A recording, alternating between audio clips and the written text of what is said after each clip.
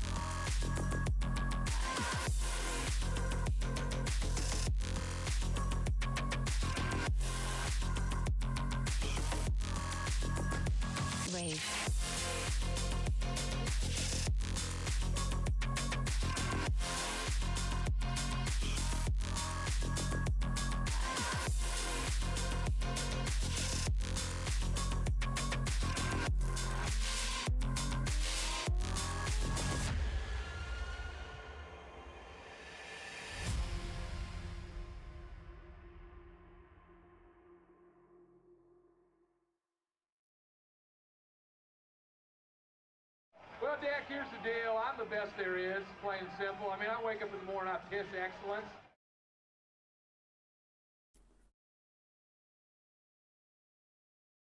Ladies and gentlemen, boys and girls, people of the internet,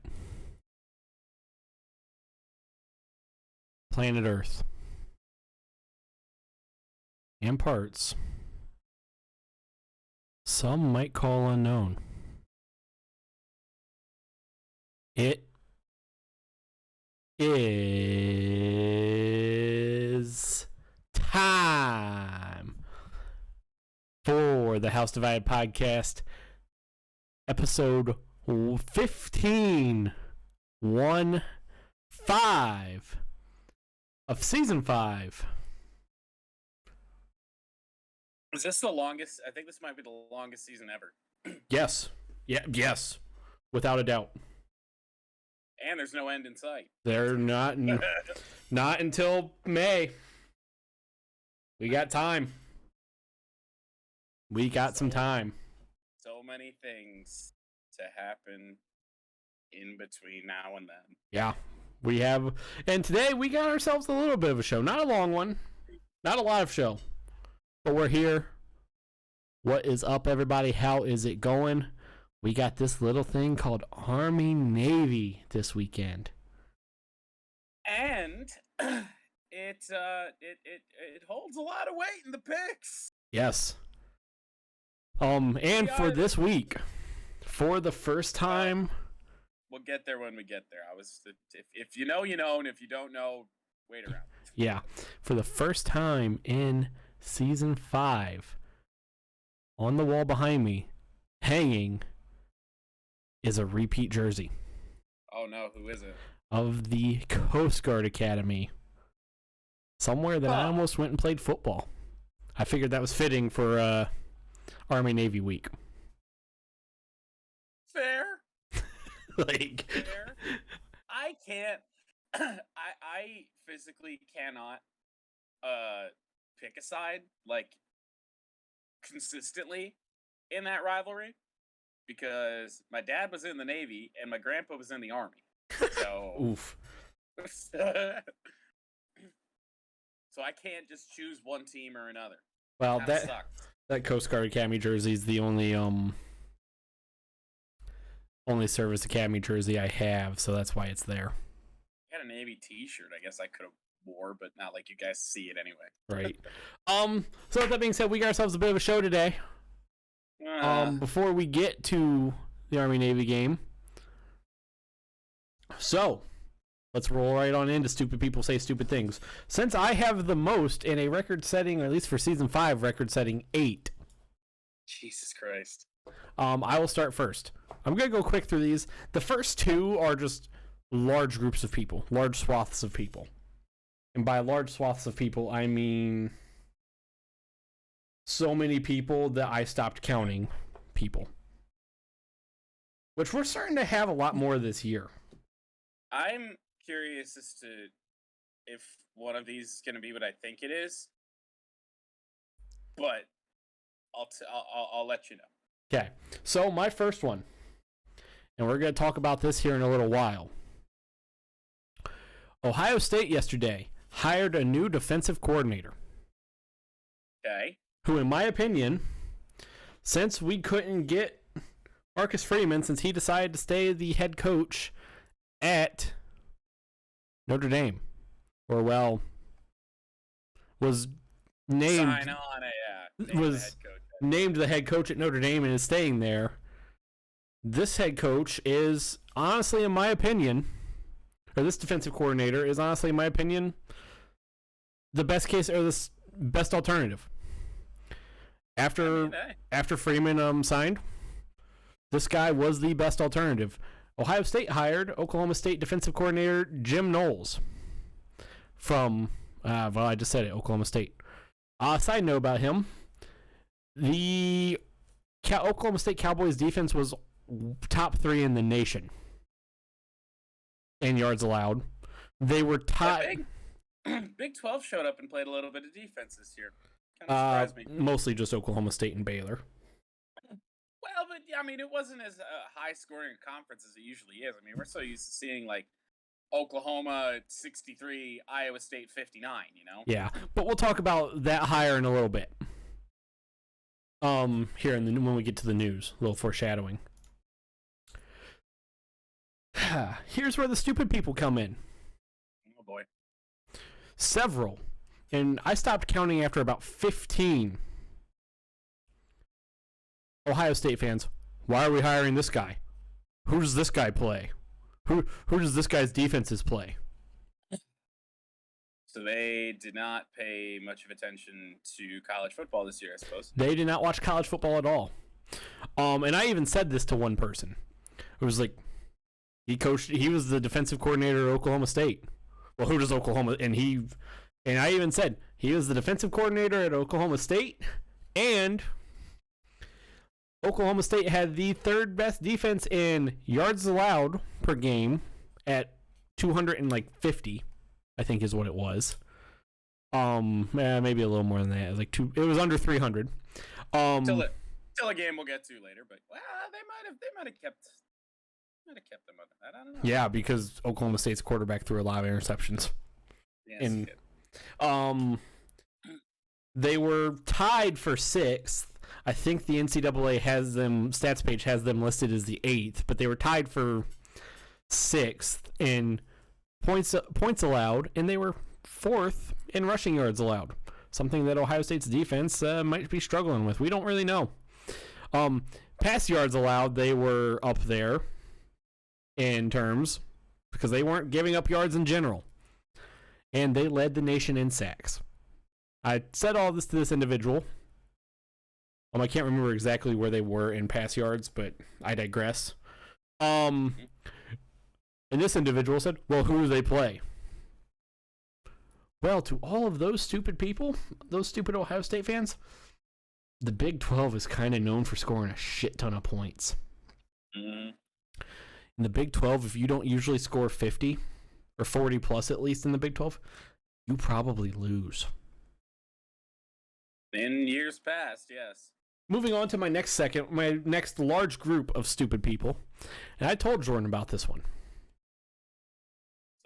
This is what I'm curious about.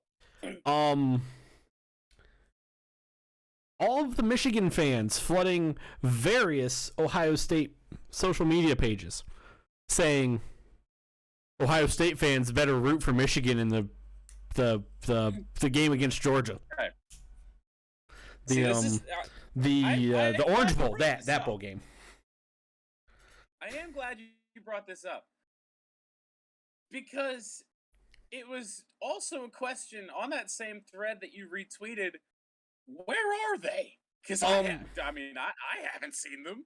I have seen a lot of them flooding Ohio State social media pages. Anytime something involving Ohio State football tweets anything about the Rose Bowl, is Ohio State gonna cheer for Michigan against Georgia? No, fuck you guys. I have 2 reasons this is a big thing. All of these Michigan fans have said they would never cheer for Ohio State. So why the fuck do you expect for Ohio State fans to cheer for your team? Yeah, fuck you guys. And secondly, fuck the conference. Fuck the Big Ten. Fuck Kevin Warren. Continue.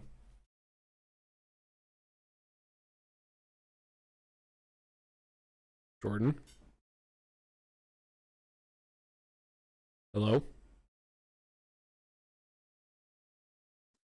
think I lost Jordan. I just got randomly disconnected for half a second. Oh. I'm back. That was weird. Right when we said Discord doesn't have problems like it used to. It has problems like it just. Christ. Anytime Ohio State has made the playoffs, anytime they're in a high-profile spot, I want nothing but terrible things to happen to them. That's fair. That is called respecting the fucking rivalry. That's exactly what it is. If you were a fan, and I could sit here and say this for a fact, if you were a fan of Ohio State and you go on to any Ohio State social media page and say, man, I hope Michigan wins this game, you will get disowned. We want no part of you. It is called respecting the rivalry. Fuck all of that bullshit. And fuck the Big Ten. The fact that there are some people who think like that, and it's mostly like an SEC and a Big 12 thing. It's like, fuck that. I have never understood that. Like the whole Team Big Ten thing. Fuck we that. Get to bowl games, not even just bowl games, just like not even just that, just like non-conference. I mean, anything when you're not playing each other. Why would you want them to have success? Yeah, fuck that. Like, I don't get it. I don't know. I'm trying to look at some of the Big Ten schedule. Rest of the conference, I mean, sure, whatever. Go out and win your games. But your biggest fucking rival, no, fuck that. Michigan State and Ohio State, no, fuck you guys. I'm looking. Yeah, I fucking hope Michigan loses. I don't think Ohio State's going to lose. Michigan State might. But we shall see. I'm looking through this real quick at bowl games. I'm looking to see if there is a single Big Ten bowl game that isn't Ohio State that I want. Okay, The New Era Pinstripe Bowl, 5-7 Maryland is playing Virginia Tech. I want Maryland to beat Virginia Tech just because fuck the ass conference. Fair. Let's see. Other than that, Tennessee, Purdue, who the fuck cares? Purdue got a raw deal because the bowl Tennessee's playing in is in Tennessee. Eek. Purdue is playing Tennessee, and ouch. I mean, it'll probably essentially be a Tennessee home game, but there'll be Purdue fans there for sure. I mean, they allocate a certain amount of tickets for fan base. It would be nice to see, like, just because they're playing an ACC team, it would be nice to see Michigan State beat Pittsburgh, but I'm not going to root for Michigan State. Yeah. I'm not going to root for Iowa against Kentucky. I'm not going to root for Penn State against Arkansas. Wisconsin, Arizona State, I honestly want Arizona State to win because... I like Herm Edwards. Yeah. Wait, did Rutgers not make a bowl game even though they were 6-6? Wow, I thought they were 5-7. Were they 5-7? Yeah, they were 5-7. Their last game of the year was for bowl eligibility, whoever the hell they played, and they lost. Did not. They lost to Maryland. Yeah. Yeah, they finished 5-7. For some reason, I thought they won that game. So yeah, there's like one bowl game I actively want a Big Ten team to win that isn't Ohio State, and it's Maryland versus Virginia Tech. You have one really bad Big Ten team playing a really bad ACC team. That's it. Just because I want our lower end to be better than the ACC's lower end. I mean, the ACC's higher end is our lower end. Yeah, that is true. Anyway. That is true. Moving on to my individuals, my 6 individuals. Individual number 1, a man who has not been here on this show or in this segment for a while, since he made comments about USC and UCLA. Man named who is that? Colin Cowherd. Oh, man, I thought it was Horace. No. Horace is not the individual on Stupid People Say Stupid Things this week. He could be, but I mean, Horace is a legend. So, Colin Cowherd quote tweeted, something from Michigan football last Friday night. It was actually the tweet that someone on the Michigan social media team took as they were flying on the plane past Lucas Oil Stadium. Okay. Colin Cowherd tweeted, or quote tweeted this: "It's great to have you back near the top. You were missed." I'm not going to say anything about that. As an Ohio State fan, I'm not going to. About that individual stuff as to whether or not people missed them there or not. I'm not going to. I'm not going to go there. I will say quickly, like, I doubt Cowherd even missed him. That's exactly where I'm going. Oh, he's a Pac-12 guy. Colin Cowherd is one of those media guys who, at one point during Michigan's big slump, said, "It's great to have Michigan bad. Because then we don't have to hear, oh, we're the best, we have one of the best historical programs ever." Colin Cowherd was one of those guys who, oh, it's great to have Michigan suck. No one's upset that Michigan sucks other than Michigan fans. And then he about-faced and said that it's great to have us back? Yeah. Like, yeah, that'll get you in this segment. I'm not an Ohio State fan, or I'm not a Michigan fan. I'm an Ohio State fan. Somebody clip that. So no one clipped that. I am an Ohio State fan. I am not a Michigan fan, and I have never really said, well, it's great that Michigan sucks. Do I like it when they're bad? Yeah. Yeah, of course. I do. But I don't really care when they're great. Like, I only care about one game. And Michigan won it this year. That's it. That's all I gotta say on it. Let's move on. But yeah, I will never be making an about face on that. I have several. Actually, no, I have one other one. This happened. I found this one about 10 minutes after we got off the podcast last week. I remember you telling me about this, but I don't remember what it was.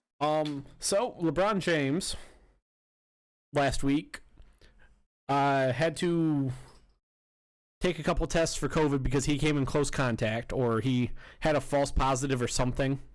Had a false positive.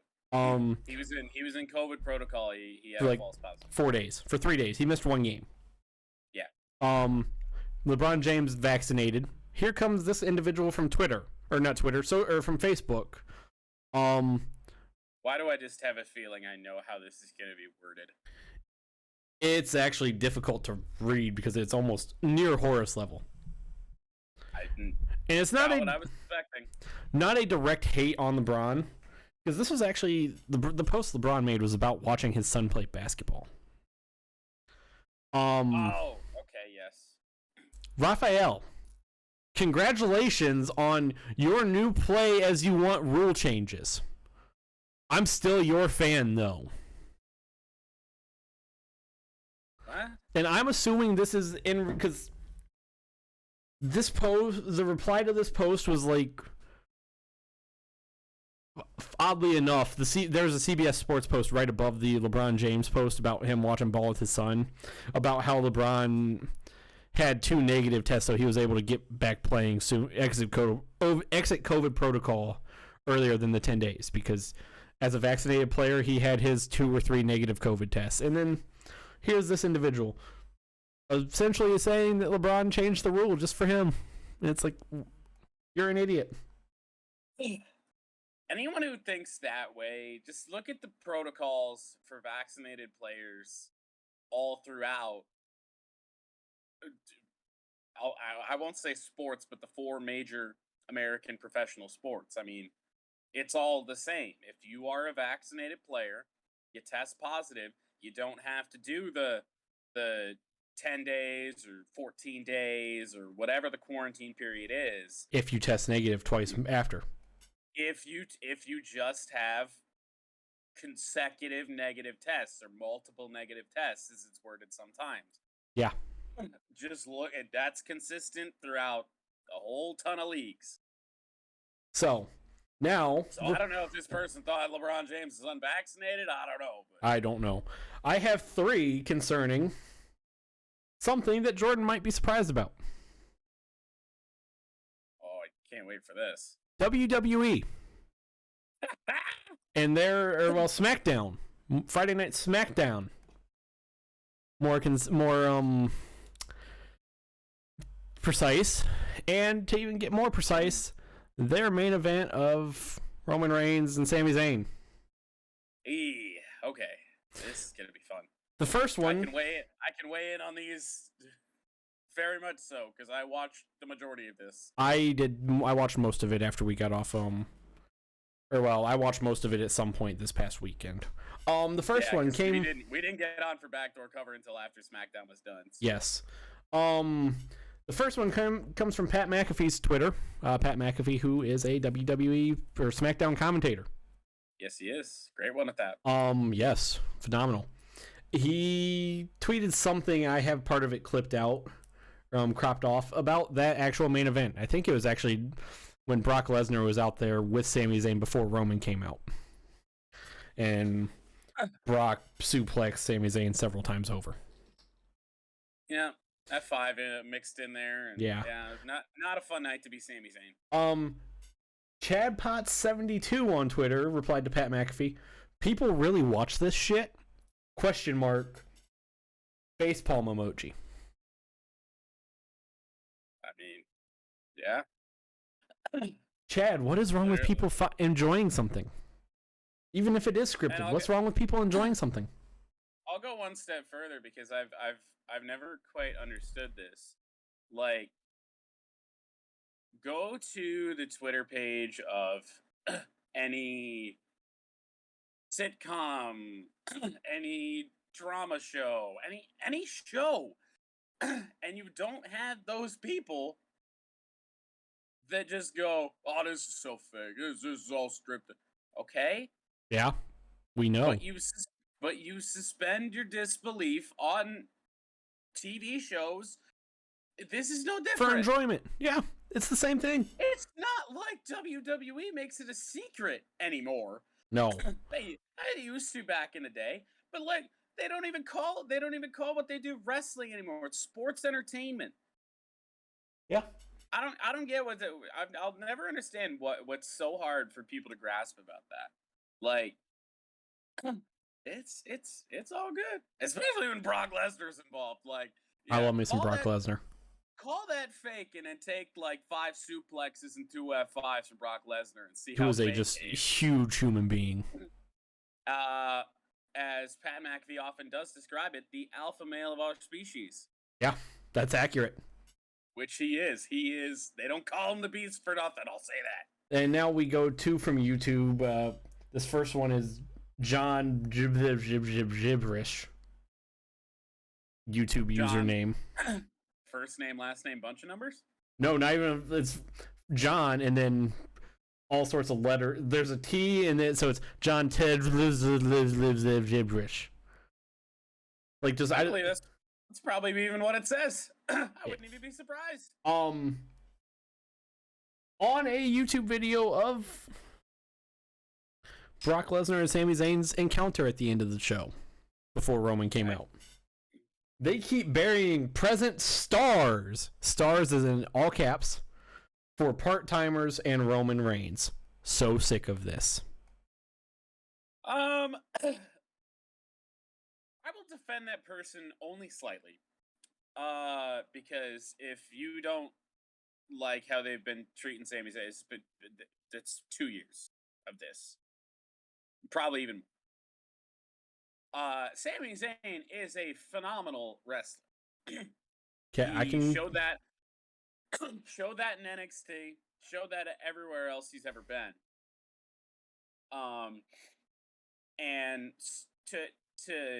But that's what his character has been. So, I mean, obviously Sami doesn't give a shit about it because he's been playing this goof, and he's a lovable goof for years now. I wouldn't necessarily call him. I don't enjoy Sami Zayn. I don't enjoy the storyline of Sami Zayn right now with all the conspiracy bullshit, which I'll talk about with my next one, my final one, or my second to last one. That's not. Yeah, it was a bit over the top before. Now it's just whatever. But it is what it is. I mean, he's a tough guy to root against simply because he's just so good. And he can put on just great matches with anybody if given the chance. So I get where that guy's coming from. But at the same time, I mean, he's not buried. I've never understood that. Just because somebody doesn't come out of the right end of something, oh, they're buried. No, if you say they're buried, you're the one burying them. Yeah, That's and also, it is. It's Brock fucking Lesnar. It's Brock Lesnar. Let's be honest here. I mean, everyone wants to see Brock Lesnar and Roman Reigns again. Call him a part-timer if you want. He's earned that right. I mean, the dude's insane. Yeah. There's not many people that can get away with, there are not many part-time contracts in WWE these days. No. There's Brock, there's Goldberg.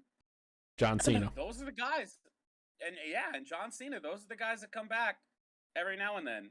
And those are all 3 people who have 1,000% earned it. Yeah. I mean, I don't, they, especially Cena, Cena did he was there nonstop for a decade and a half. Yeah, and just carried that company for probably 10 years. So he wants to go to Hollywood, shoot some movies, make some money out there, and pop up when he's not doing anything. It's fine with me. What Edge. A lot of people call Edge a part-timer. Edge is not a part-timer. Which he's not. I love Edge, so. Well, Edge has not been a part-timer since he came back. He's been on shows. He's consistently in feuds. Edge is not a part-timer whatsoever. Now he's feuding with The Miz, which it might be all right, but I mean, I'll watch it because it's Edge. It's not what I wanted.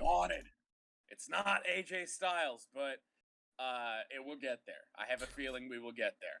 And have faith. My second to last one, also still from WWE, and Brock Lesnar, Sami Zayn, Roman Reigns. Okay. Michael, last name numbers. First part of his YouTube reply, he's going off about how Brock Lesnar is an awful person, apparently. Just acting like he knows Brock Lesnar as an individual.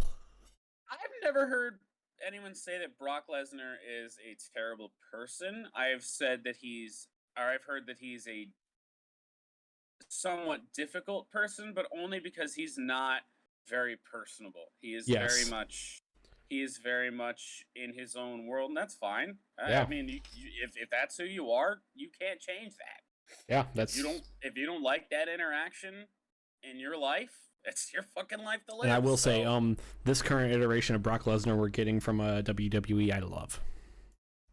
Oh, it's phenomenal because we haven't been in a spot where Brock's been able to like talk forever, and it's so great. Well, it's not just that; it looks like he's actually having fun. You go back and watch old WWE clips from like one of his earlier runs, his pre-UFC runs. It looks like he's actually having fun compared to then.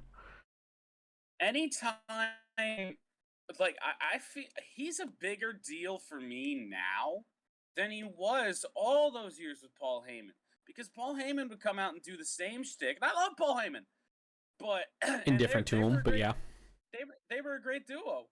But you know, this Brock that we're getting now is just so fun, so refreshing. Like he's still the badass he's always been, and yet we're getting like this fun babyface Brock. It's so great. It's I love it. So we'll continue with this guy. This will forever, this run that he's on right now will forever debunk the theory of Brock's no good on the mic. He's been so great lately. Phenomenal. We'll continue. I know Sami Zayn was never going to win the title, but at least give him a decent chance. The conspiracy continues though. Justice for Sami Zayn. That I feel like is definitely more of a, if you will, a kayfabe comment.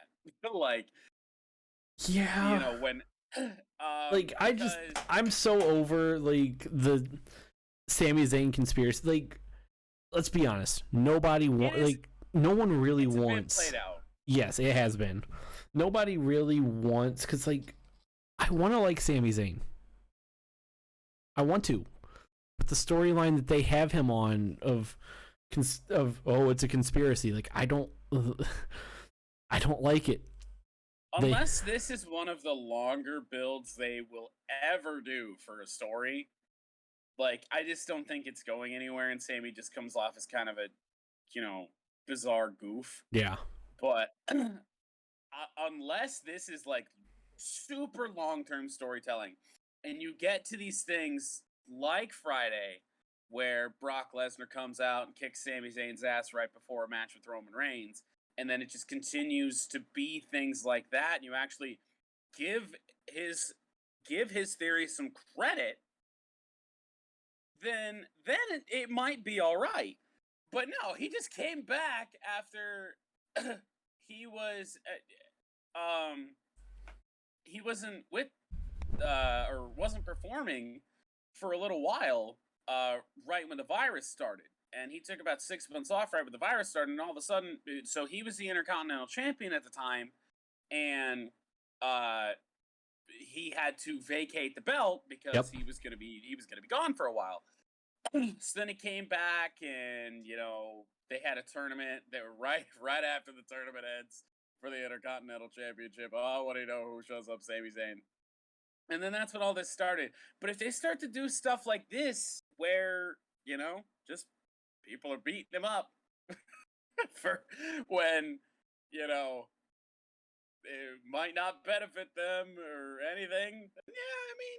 Yeah. I mean, if you think, like, of course. Also, I will say the biggest thing that I hate about this Sami Zayn conspiracy storyline is what they did a couple weeks ago on Raw when he found Austin Theory with Vince's golden egg. Like, that was so stupid. It was very bizarre. I don't even tie Sami Zayn into that, even though he was there. But it's just that is. I'll never get it. I don't understand why Austin Theory is just this chosen one right now. I don't know. I don't know if you've watched Raw the last couple of weeks, but he's been chilling in Vince McMahon's office. I did, unfortunately. And this past week I did not. I did not watch yesterday or 2 days ago.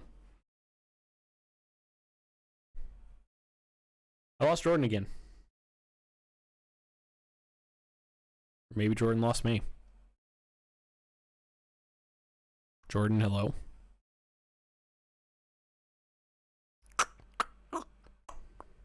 Well,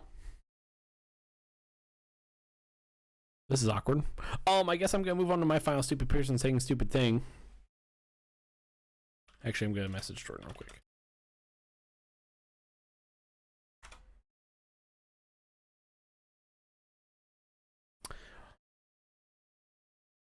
See if we got Jordan. Yep, he's gone and he's back. Maybe. Jordan, did you get muted? No, apparently I don't know. I couldn't hear you, or you couldn't hear me, or something. I cannot hear you. Moving on from WWE, we'll wrap my portion of stupid people say stupid things up. This comes from came on Monday from the world of Twitter. Twitter user B Sweatstick. That is a name that screams shitty opinions. Yes. Replied to a tweet of Cooper Kupp's interview, post-game interview. If you've not seen, which I love. If you have not seen it, I retweeted it, quote tweeted it. It is on my Twitter. Go look at it. Real quickly, if you don't know what he is talking about in that interview, I really don't ever want to talk to you about football ever. Yes, I would also say you would have to go kind of look at the go find a pic. There are certain pictures circulating of pre-snap now from before that play happened, and videos of that play happening. So you'll understand it a little bit more if you don't really know a whole lot as to what's going on. And I'm not trying to shame anyone that doesn't know what he was saying, but like that he is talking just technical football. Yeah, and as a former player, I love this response. But then you have B Sweatstick here. A whole lot simpler way to explain what happened. But I guess there's nothing like feeling smarter than everybody else. I think we intentionally make sports more complicated than it should be. And appropriately, appropriately, B Sweatstick got dumped on by Twitter. And so many people were like, yep, we found the guy who doesn't really watch football or doesn't know football. He had me for a second because he said, look, you could give a simpler answer. Yes, you could. I don't want that. We are losing. You were a robot for a second. Hold on. I'm going to try and change some things here. Okay. I'm going to go off on this for a second. Yeah, you could have said it simpler. You could have said defensive backs blitzing. I just have to beat the safety. You could have. There are simpler ways to say it, admittedly. Yes. But do you want that? Not necessarily. No. That's the exact answer that in film study on Monday or Tuesday, whatever day the Rams do film study, usually they have something like whatever day they do film study. The answer Cooper Kupp gave is more often than not the answer that you want to hear as a coach or a quarterback. If you're real quickly, I Yes. think I fixed the problem. Oh no. Do you want to know what the problem was? I do. My Wi-Fi decided to change from my actual Wi-Fi Oh no. to a smart light bulb.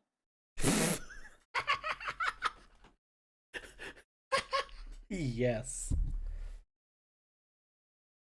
Yeah. Yeah. Yay!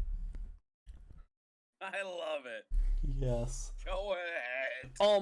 And the thing, like, terminology from team to team is slightly different, but the base of what he said is what every football team I ever played on would use in meetings at the high school and the pro level, or at the college level. I mean, at the high school and college level, that's the terminology. That same jargon is kind of what we used. I mean, I never played football, admittedly, but I knew what he was talking about because football's been like a big point of emphasis for me, man. I fucking, it's so wild because I learned football, the basics of football, oddly enough, playing Madden, and it just escalated from there. And like some teams, like you just educate yourself after that. Some teams and some players, like some quarterbacks, do not like the term nickelback. Brett Favre, famously one of those players who does not like the term nickelback. He uses slot corner. Some teams do use slot corner. Other teams, like Sean McVay, is one of those young guys. A lot of teams with some of these younger guys, Zach Taylor with the Bengals, some of them prefer the newer terminology of nickelback and all of these slightly fancier jargon words. But what Cooper Kupp said in that interview, that's going on in 90% of football locker rooms from the high school level to the college level to the NFL level. Very few teams just dumb it down. Like 100% dumb it down to something as simple as, oh, that guy blitzes, so that guy's covered. Like, in practice, you might do something like that. Like, if player A blitzes, who's covering player B, or who's covering the receiver, you might do that, but that's not really what it is. And lastly, for this guy to say, "Oh, we make sports more complicated than it should be," no, we really don't. Yeah, every profession has their own jargon, and that is where he lost me. Like, he had a point. I guess it wasn't necessarily the best point, but he had one until he said that. Like, I mean, he really lost me. Like, he wouldn't have made stupid people say stupid things. Then he followed it up with, well, I guess it's just there's something to being smarter than everybody else. And, like, that's where you really lose me. And then, like, also, as a former football player, I will go out and say I did not watch any of the Rams-Jaguars game. I did not. Well, to be fair, I don't know if that was available on our TVs. Fair. Here in the great state of Michigan, but the slightly above average state of Michigan.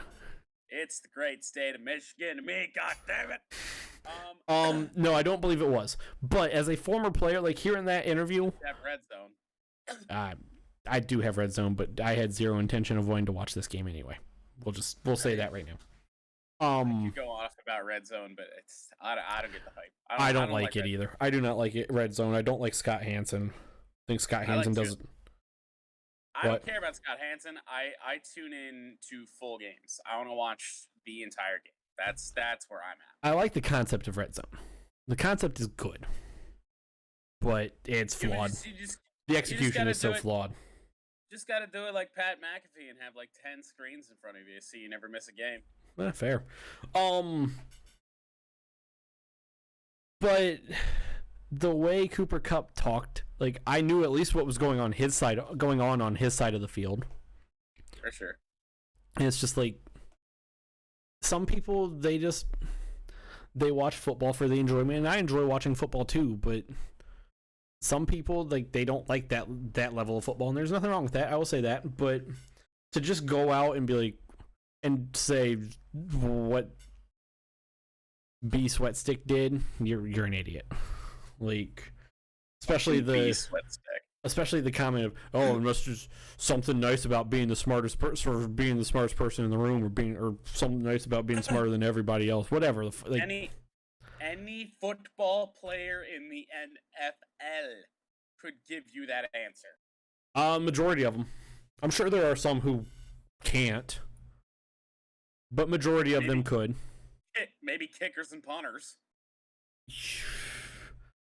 Yeah, I'm sure there are some skill position players who are just stupid. Like there are. That's not a knock on kickers and punters. I love you guys. If I would have been a football player, that likely would have been me. But you don't. It ain't. You know.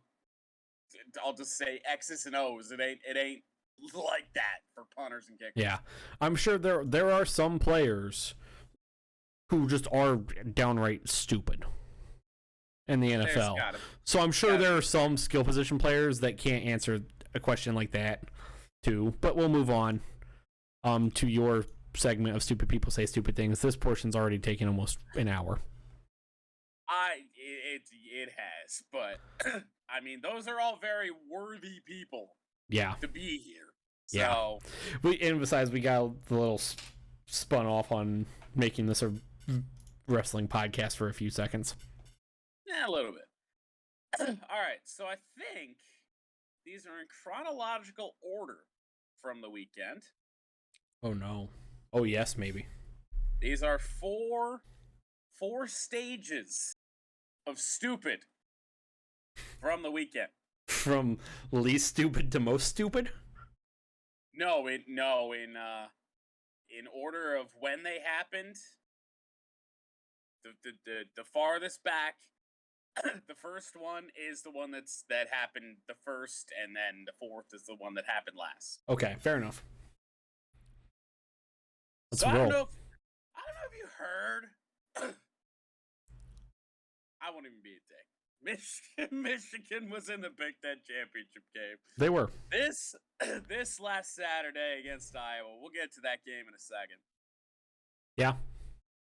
This stupid person comes to us from Facebook, oddly enough, on a post from the Detroit Pistons.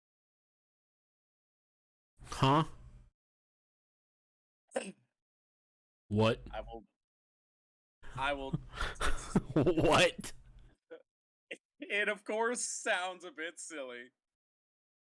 But the Pistons simply wished Michigan football good luck in their game this weekend. Okay.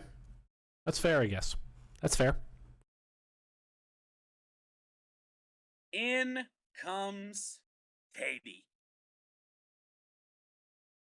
saying good luck to the Michigan football team and uses an image of a basketball player. Confusion. So, I will say, there was a Pistons player on this post. On this image. Okay. Would you like to know who that Pistons player was? Someone who played for the Michigan Wolverines.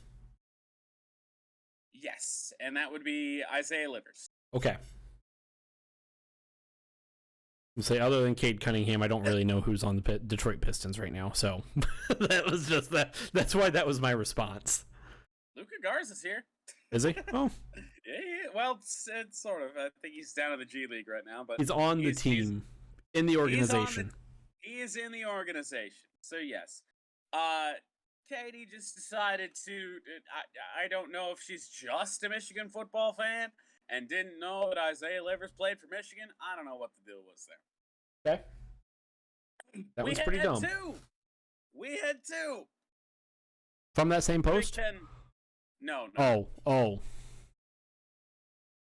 We had two. This was a highlight video from the Big Ten championship game. Oh no.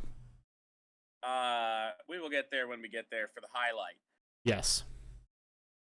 But it was just, it's Michigan versus Iowa. That was the game this weekend. That game existed.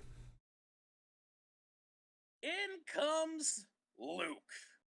on Twitter.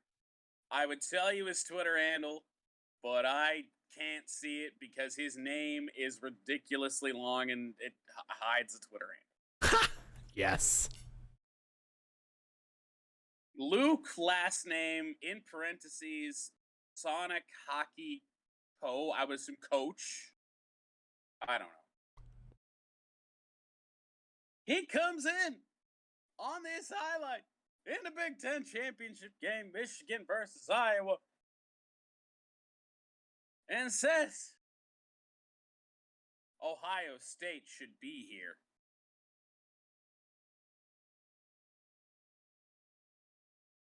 Well, then maybe Ohio State should have won. Ohio State should have won their game.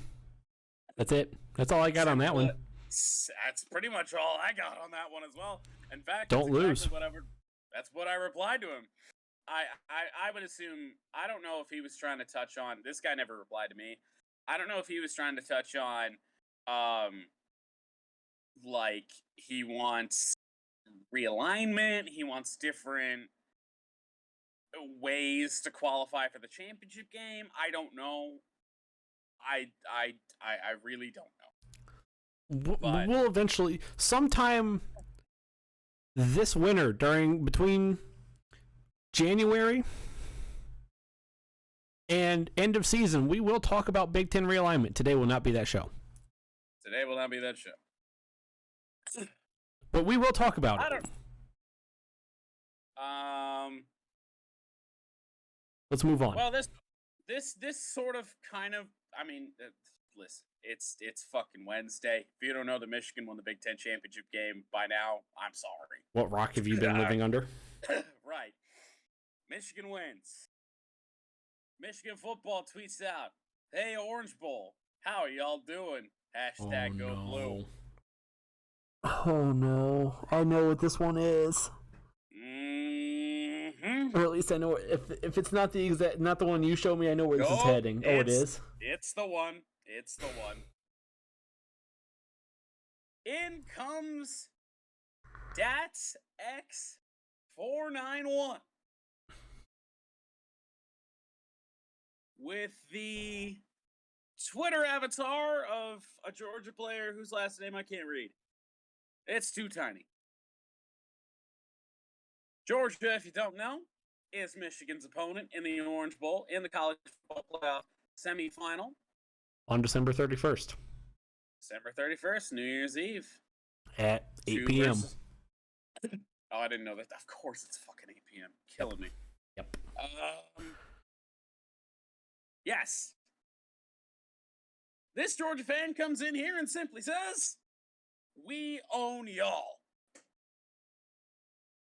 Now, Jordan showed me this, and I had my first response was, "Has Georgia played Michigan before?" And Jordan said yes. My second response was, "Has it been within the last 5 years?"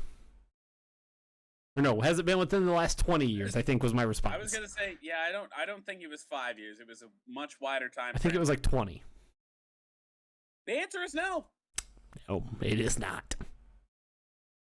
And then I guessed 1980, some obscure number. I think the number was 1983, obscure year.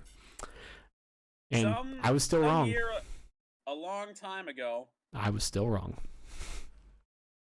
The last time Michigan and Georgia played was 1965. And they have played 2 times ever. I'm assuming Georgia is up 2-0. Please tell me Georgia has a 2-0 lead in that series. I would say I wish I could, but that's not true. They don't. Michigan has a 2-0 lead? No. Oh, it's tied 1-1. It is tied 1-1. Okay, well, it's still that bad. Doesn't help his case. Nope, I can't. That did Georgia win the last one? In 1965, yes, they did. It was still 1965. It doesn't matter. By the final score of 15-7. Jim Harbaugh wasn't even alive at that point. My mother was born 4 years prior. I wasn't even a thought. Was Jim Harbaugh alive in 1960? I don't think he was. No. I Harbaugh was 2 years old. Harbaugh was 2 years old. Good. Wow. And your final one. Right. Which I'm excited for this one. Don't know if you heard, but the Detroit football Lions won a football game this weekend. Yes, they did. In grand fashion. The Minnesota Vikings might be bad. Walk-off fashion. I don't know what that defense was on all of that last drive, let alone the last play. I mean, I know they don't have Minnesota Patrick Vikings. Peterson, but wow. It was just Or Everson soft Griffin, zone. but wow. It was just soft zone. We're going to keep you in front of us, and we're going to give up 10 yards plus per play. Like, that was their entire offense or defensive strategy. But we'll talk about that in a few minutes. We will. That game was a doozy. But despite the Lions only getting their first win, the Houston Texans have 2. Yes. They were the first NFL team eliminated from playoff contention. The Lions still have a chance. You might ask how. AFC is better than the NFC. Simple as that. What's sad is the team that one of the 2 teams that Houston has beaten, the Jacksonville Jaguars, are still in contention. Hey, it is what it is. Just it's math. Maybe. I don't know if maybe they might not be by this point, but continue. I think they still technically are, but I expect both the Jags and the Lions to be officially eliminated this week. Yep, the Jags, who are 16th in the AFC, are still alive. If you don't know, there's 16 teams in the AFC. Yeah. There is also that. Oh. This was on a post from the NFL on Fox about the Houston Texans being the first team to officially be eliminated from the playoffs. And in comes Kim. It ain't quite Karen, but it's damn close. Oh no. And I am going to read this exactly how it was typed. Wrong! The Lions were eliminated 2 weeks ago! If you couldn't pick that up, the caps on this post made no sense. Wrong, the Lions were is all in caps. Yep. Eliminated 2 weeks is all in lowercase. Ago is in caps.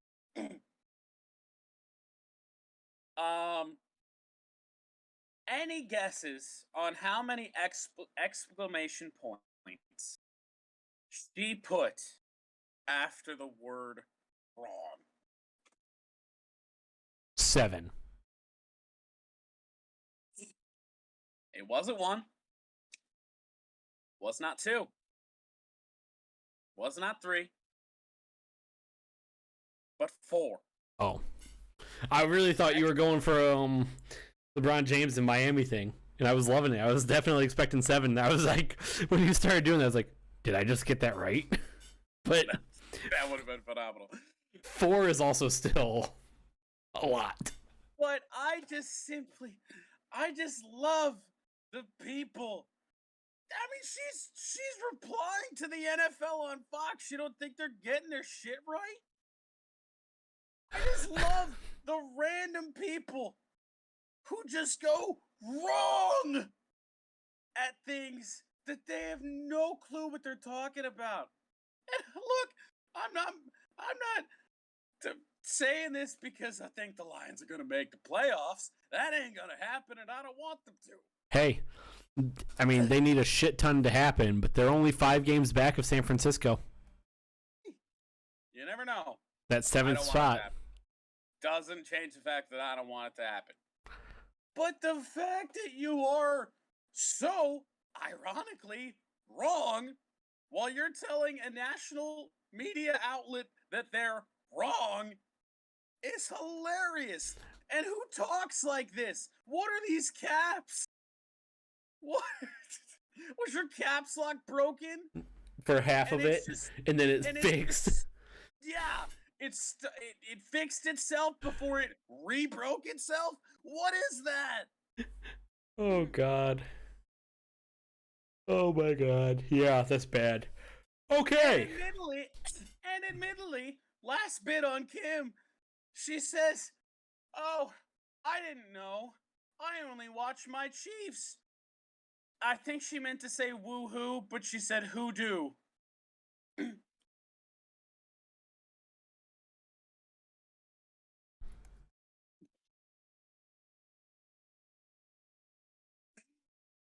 broke my brain.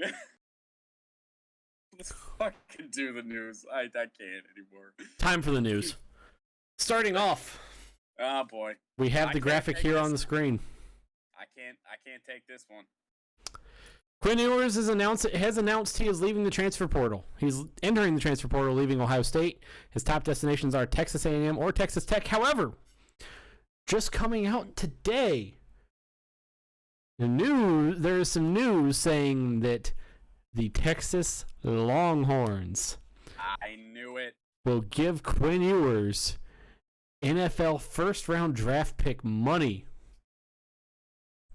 and name, image, likeness deals if Ewers comes to Texas. Yep. Comes to the Longhorns. Yep. All I'm going to say about this, in a normal week with other stuff happening, Ryan Day could have been chump of the week. Or without other stuff happening, Ryan Day could have been chump of the week for letting the highest rated quarterback recruit in the history and one of the highest rated recruits in all of history, at least since they've been tracking recruits, walk out the door. I do genuinely believe that this is a massive disconnect between Ryan Day and Quinn Ewers. I don't necessarily think a lot of this is because Ewers isn't going to play next year. I think he will play next year wherever he winds up. There's not a doubt in my mind. I really am that convinced that he'll play next year. Yeah. Oh yeah, I'm sure not playing has something to do with a bit of it next year, but this is why. And Michigan fans were in this boat with J.J. McCarthy because he was a top recruit in that same class. Yes.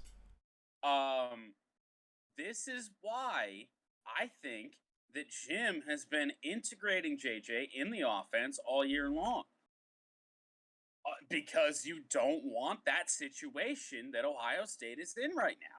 Agreed. I think some of it has to do with that.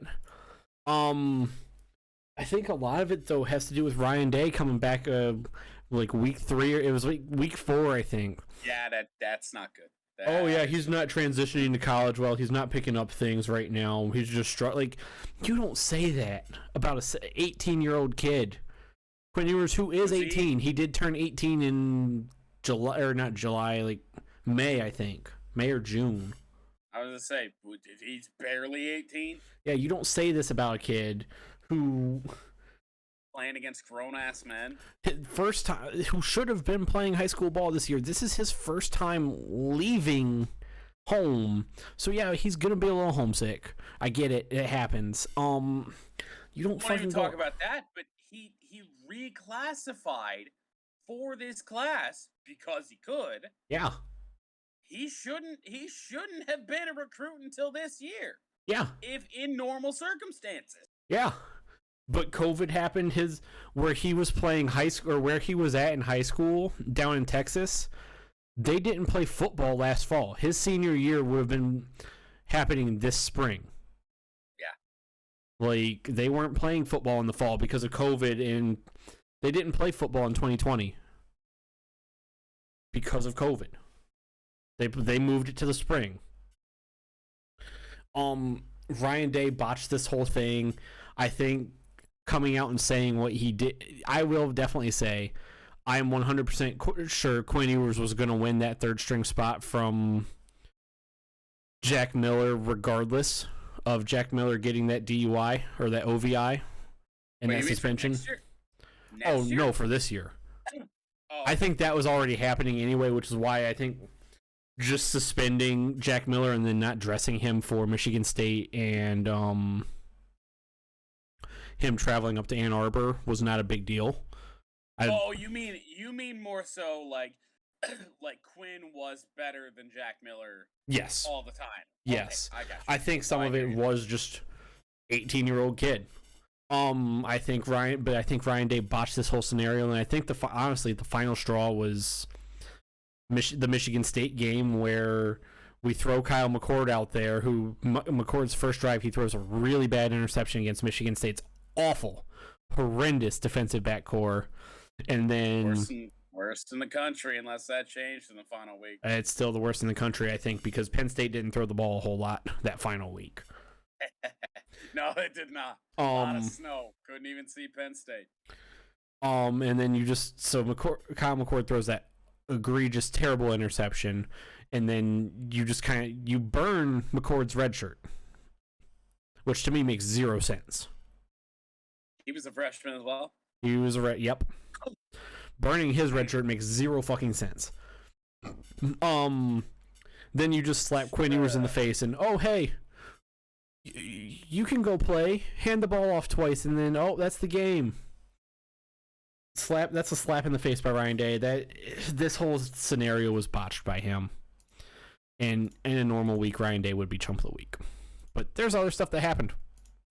I am really surprised. I mean, now that we're like, there Ohio State fans have questions about Ryan Day, so I feel like this is a fair point. Like, Jim Harbaugh handled a similar scenario better. In what world does that happen? Yes, Jim Harbaugh's handled this scenario better. I think. J.J. McCarthy did not reclassify, correct? He did not. No, he was a legitimate 2020 or 2021 legitimate freshman. Okay. He was a senior last year, freshman in college this year. Yes. I think that is why it seems like I'm not saying Jim Harbaugh handled this scenario worse. I think yes, he did handle the scenario better. You got one of the top recruits in history. Ever. In history. And to all of the Ohio State fans, these people didn't make stupid people say stupid things. All the Ohio State fans saying Ewers did it just for the money. I don't think so. Nobody expected CJ Stroud to be a Heisman finalist.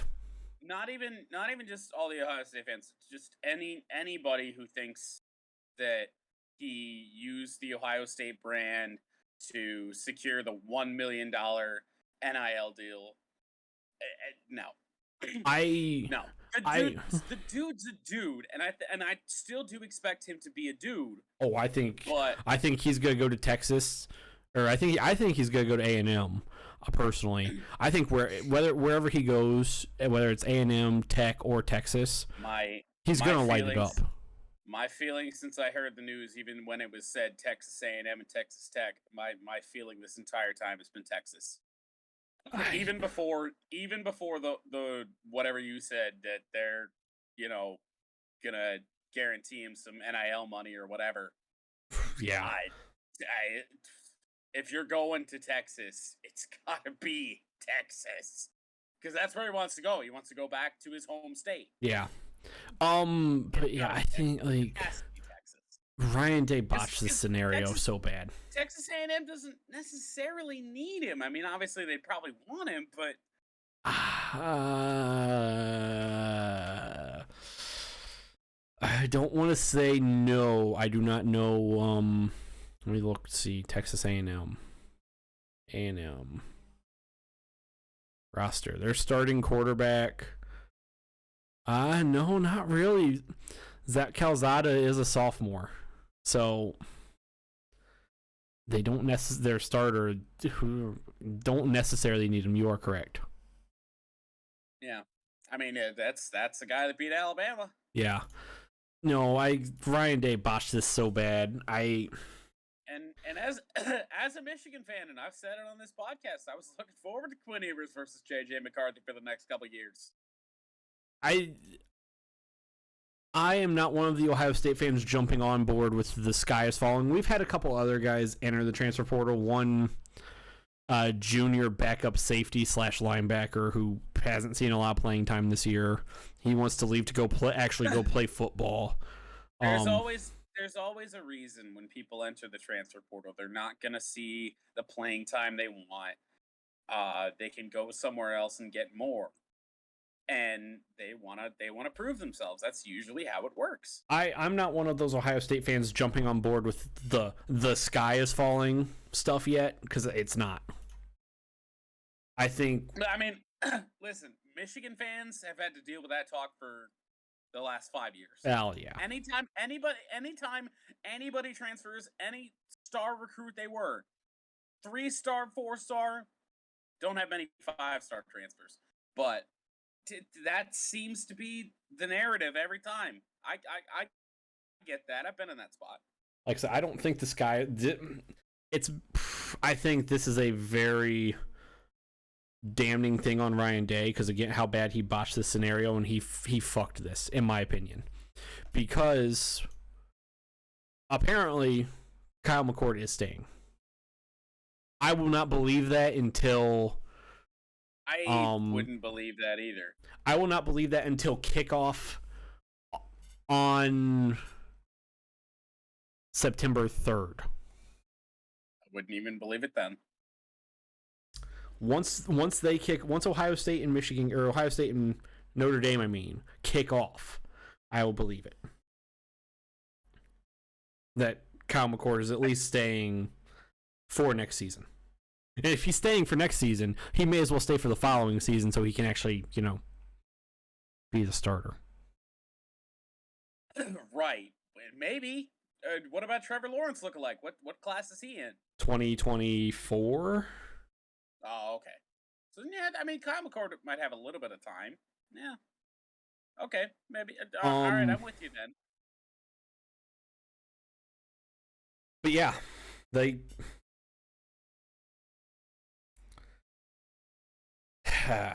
yeah, Ryan Day screwed this up. He slightly redeemed himself, though, a little bit. He also screwed. Ohio State did come out and say that, and we'll talk about possibly why here in a few minutes, at the bottom of the news segment, that they are not going after the number one corner in the transfer portal right now, former LSU corner Eli Ricks, which that hurts my soul. But I digress. We'll talk about possibly why here in a moment. You want to take this next piece of news, or you want me to? We'll both be involved in this, but I'll lead her off. Okay. The Formula One Saudi Arabia Grand Prix. Wish it wasn't here. Wish it wasn't here. We've been over. And honestly, the racing was not phenomenal. We had 2 red flags in 5 laps. Yeah. Because of how narrow the fucking track is. It's almost as narrow as fucking Azerbaijan. That's a very good comparison, honestly. Not quite as bad as Monaco at spots, but in terms of, because I do believe this is a street circuit, right? Yes. Yeah, it's in similar talks to Baku. Yeah. Lewis Hamilton. He won 8 seconds. Approximately. Approximately 8 seconds over Max Verstappen. Valtteri Bottas finishing 3rd.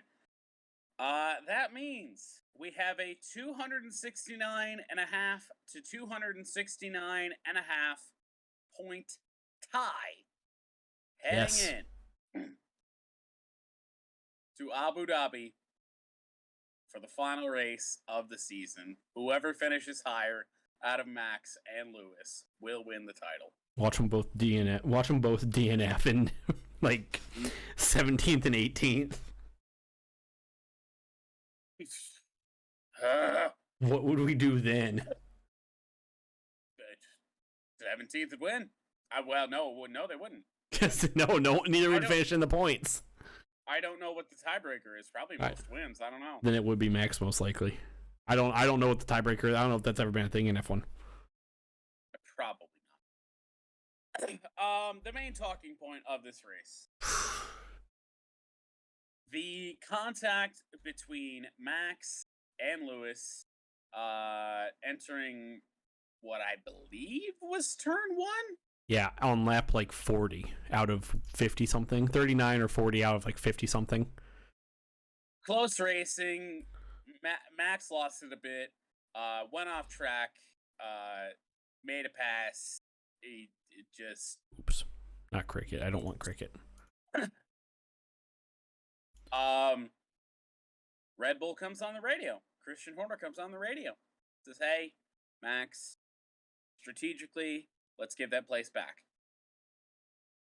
Let's just give this place back. Oh boy, we're in this battle.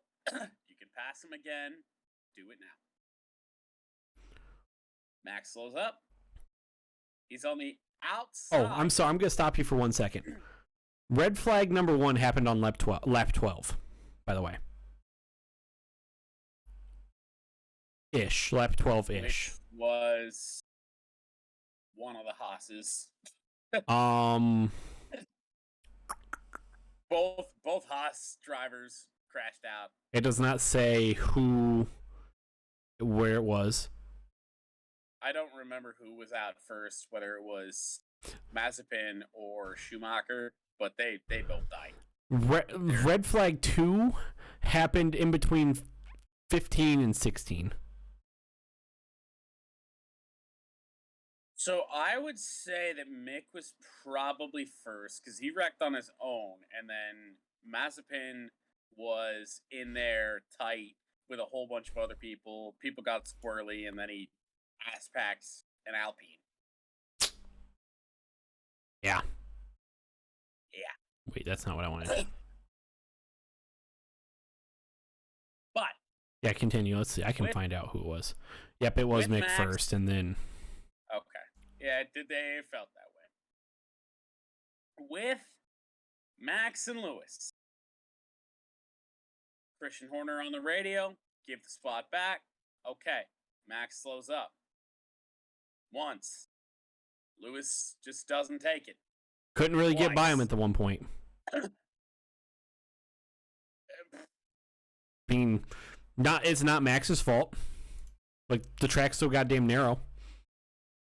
Maybe, but so Max is as far to the outside as he can be. He's letting Lewis have the inside for the next corner. Yes. Which is honestly preferred. Also, yes. He's letting him have the inside. Slowed up before Lewis ass packs him. Yes, so here is some information on that collision. Apparently, Mercedes never radioed into Lewis, and this has been what Mercedes has even said, that we never radioed over to Lewis that it was happening. They did not. Which, that is on Mercedes. It is. Like, I will say that right now. That's 100% on Mercedes. Mercedes sporting director Ron Meadows says that he didn't get informed of it till right as the collision was about to happen. I don't know if I buy that. You should know. If you're like, you really should know. And even if Lewis didn't know, why aren't you making the move? Yeah, I get. Followed him on that far side of the track, the outside part of the track, down that old straight. And Max slowed up, and he didn't take it. That's not on Max. No, I'm not going to blame Max. Lewis said he didn't want to get get the pass in the DRS right before the DRS zone, which I get that. So then that remains that it's your fault. I don't even really think it's at anyone's at 100% at fault. The collision was apparently on lap 42 out of lap out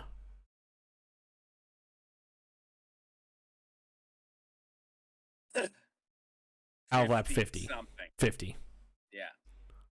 No, I'm sorry. It was on lap 37.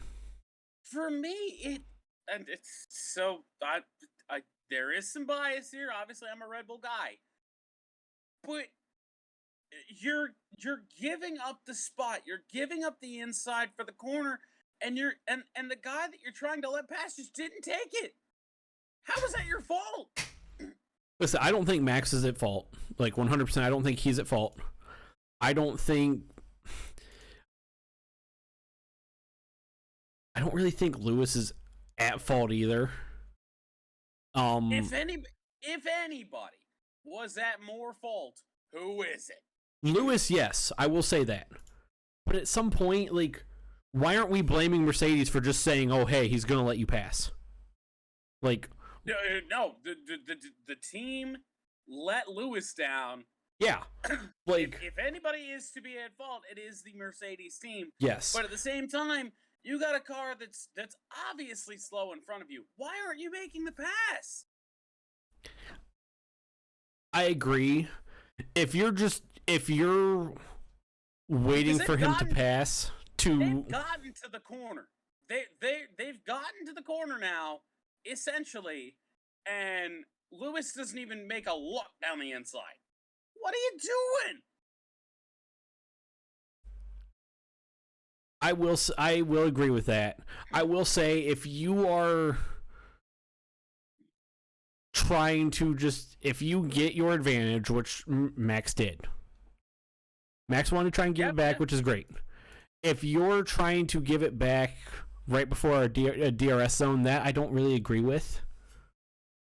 I mean, this is when he got ordered to. Yeah. And that's, again, the team communication. That's A, team communication, and B, track faults. If that's your only if you have an occurrence like that where you get something like this right here, and then the only way where you have someone go off track and they gain an advantage during the course of the race, and the only way for them to give up track position to give that spot back is right before the DRS zone. Essentially, by Lewis taking the lead, taking that spot back right in front of the DRS zone, he's essentially just giving the lead up anyway. But yes, which that is on track fault, and then it's on Mercedes. Would it have even applied? That I do not know. You would think if Lewis is trying to... In theory, especially on Max's third attempt to slow down and let him by and let him have the inside, by that point, I doubt they would have given Max DRS anyway. They shouldn't. I really don't think they would have. But this is the FIA. And... the FIA is fucking idiotic. And I believe I said this to you earlier in the week. You wonder why I like NASCAR. Because it's just settled out there. The FIA is bad. What irritates me about this, Max got a 5-second penalty during the race for exceeding track limits, which honestly is impressive to me at one of the most narrow circuits in the series this year. And the worst offense, the only offense at that corner, obviously he cut it, but one cut when the dude's trying to give the position back and you give him a penalty? Yeah, okay. I don't like that. Okay, cool. I don't like the penalty that Max got, the 10-second penalty Max got post-race. It was meaningless. It was something that the penalty doesn't need to happen. Don't give him the penalty. There was no... None of them did. Yeah, like none of them did. The 5-second penalty didn't matter because in the end, matter. Yeah, Max still lost by 8 seconds. It's just without the penalty. It's just like you wonder. Oh, I'm sorry. No, it was 6.9 seconds off of Hamilton. So okay, the 7. Yeah, 7. I saw 8 somewhere. That's my bad for the notes. No, it's fine. It's 7 seconds, 8 seconds, doesn't matter. Yeah, still wasn't close. It's just gotten to the point where literally you wonder why people say mafia. It really is to that point. There's no reason there is no reason to penalize Max. It was decided on track. Yeah. The penalty is meaningless. According what are you doing? This is the FIA's reason. Apparently, there was data from his car that Red Bull had to give over. Red Bull had to give data over from the car, obviously. Yes. Data from the car showed he slammed on the brakes in front of the Mercedes. I don't buy it. There was a corner there. Yeah. Lewis had a whole straight to pass him and just followed his ass. I don't buy it.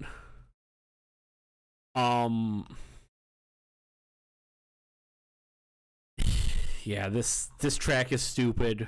This race was not really good. The FIA, if it wasn't for something else that happened this weekend, the FIA would have been my chump of the week. This was just bad, stupid, needless, meaningless, terrible. Let's move on. I just real quickly.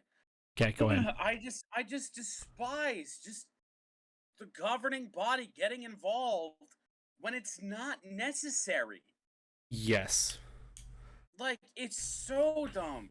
It is so dumb. And especially the 5-second penalty mid-race, whatever. 10 seconds after the race? Yeah. That changes the outcome none. You just wanna flex your muscle. Yeah. That's all it is. The FIA, honestly, and bluntly, can kiss my ass. I don't know why they're going and searching for that data. It meant nothing. It would have made sense if they were going and getting data from Mercedes to see if Lewis sped up into the back of Max's car, but what driver would do that and possibly destroy their own fucking car? These penalties are out of hand, and it's getting so bad. Of all that is holy. So in total, remind you, Max got penalized 15 seconds for that whole incident. Yes. The fiery crash that caught a Red Bull on fire at Monza, Lewis got 10. Yes. It's ridiculous. Which is a joke. It's a joke. This is a bad joke. And again, to the NASCAR point, races are decided on track. The only way that you will ever have a result changed after the race is if somebody's car fails tech. There's none of this bullshit. It's fucking politics. And there were Mercedes people, Red Bull people, both of them politicking with the FIA in the middle of this race as to why this should or shouldn't be a penalty. I don't want governing body politics in my racing. Stop! It normally hasn't been this bad. This year it's just been terrible, probably because they picked the worst year for it to be terrible. Yeah, they did. You have this compelling championship battle, and here we are sitting and talking about the FIA. Yeah. What a show. They picked a terrible year to be this bad. In years past, it hasn't been this bad. This year it's just been like they just want to hand out penalties just to hand out penalties. And I honestly don't know if there was a change somewhere in the FIA that is causing this, but it needs to stop. Let's move on, though. Clemson's... You take on these head coach things. I'm just going to go get some water. Okay. Clemson's defensive coordinator, Brent Venables, leaves Clemson to become the head football coach at Oklahoma. I knew this was going to happen. This is why Venables going to Ohio State to be the defensive coordinator just wasn't going to happen. Let's be honest. It wasn't going to happen. Has nothing to do with Clemson versus Ohio State and any animosity there. It just Venables wasn't going to leave Clemson to go be a defensive coordinator somewhere else. And this move makes perfect sense to me. His kid, I believe, is going to be graduating soon. Is actually graduating this year, I believe. Let me check that. So yeah, this move makes perfect sense to me. Good for him. He's a phenomenal defensive coordinator. Without him, that team would have been so much worse. Terrible. Would have been terrible. Awful. Horrible. It would have just been a joke of a team. And, well, it still kind of was a joke of a team this year at points. Trying to see. I think I'm not entirely certain. Let's see. Where is... His kid's a junior, so possibly he transfers out of Clemson to Oklahoma, maybe. Who knows? Hard to say. Who what now? Venables' two kids, Jake and Tyler, who play on Clemson's defense. Would not be entirely shocked if possibly they transfer out of Clemson to Oklahoma. Hard to say, though. I mean, that would only make sense. Yeah, this is going to be interesting because I'm going to talk about what's going on with Miami now. Oregon's head coach Mario Cristobal has left. Not reportedly, I just didn't change this. To become the new head ball coach at Miami after Miami fired Manny Diaz. Real quick side note on Manny Diaz: Miami did him so poorly. Poor guy. Manny Diaz was not a terrible coach at Miami. They didn't even have a terrible year. They beat Pitt. Had they maybe been able to find a quarterback a little sooner, they would have probably been what a lot of people think they were expecting out of Miami. Manny Diaz had a winning record at Miami, just couldn't get the job done in some games. However, yeah, I mean I don't even. I'm with you there. I really don't think that's necessarily his fault. Like that team has just not been there. However, he hasn't been there long enough to 3 years. To really get his guys in. I mean, if you aren't going to give a guy a full recruiting cycle of like 4 years, then have all of his guys, then yeah, to tell you, 4 years. He was there 3 years. Miami was in contract negotiations with Mario Cristobal before they even fired Manny Diaz. There's a shock, but that's totally sarcastic. That's Miami right there. That's so on brand for Miami.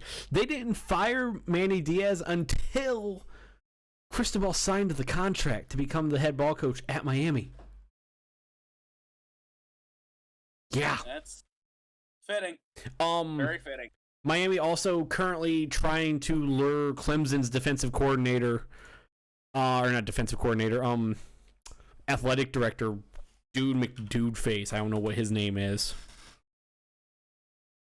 See if I can find that real quick.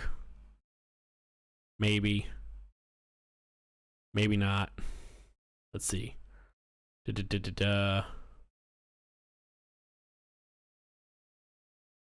Yes. Clemson's AD Dan Radkovich trying to lure them over to Miami, or him over to Miami. Apparently, this was as of a couple hours ago. That has been set. Notably, Cristobal won national championships at Miami as a player, so this is a homecoming for him. Radkovic also was at Miami. Was a Miami alum. So Miami's kind of just doing some scumbag things. I mean, granted, they fired their Miami did fire their AD a month ago. So that's not as scummy. A couple notable head coaching jobs still open to round this up. Real quickly on Cristobal and Miami. I mean, they get a very solid recruiter. Yep, solid head coach. Solid head coach. I think that's why they went out and got him, more so because of the recruiting aspect. And they need it. They really do. I mean, you say it's scummy, but we've been over this the last 2 weeks. Like, that's just the business of college football these days. It's still not as bad as what Brian Kelly. I mean, actually, no, this might be worse. Hiring a guy before you even fired the last is pretty bad. As an individual, the way he Manny Diaz, that was kind of known it was going to happen. It seemed like that's been a thing for a while, at least since the athletic director who hired him once that guy got fired. It seemed to be a thing happening. Still, I can't put anything above Brian Kelly just because of my family. That was bad. And his fake Southern accent. That was bad. Some notable head coaching jobs still open at this current point in time. Notable is a strong word, but yes. Well, yeah, most notable at this current point in time. There might be a few that I did miss. Washington, which, especially now with Cristobal out, if Washington can get a head coach that can put something together, I mean, they could win the Pac-12 North and then have to play Lincoln Riley's USC team. Maybe. It's hard to say what Lincoln Riley can put together. Virginia Tech, which they got guys heading over there, so over to USC. Shocked, but yeah, they do.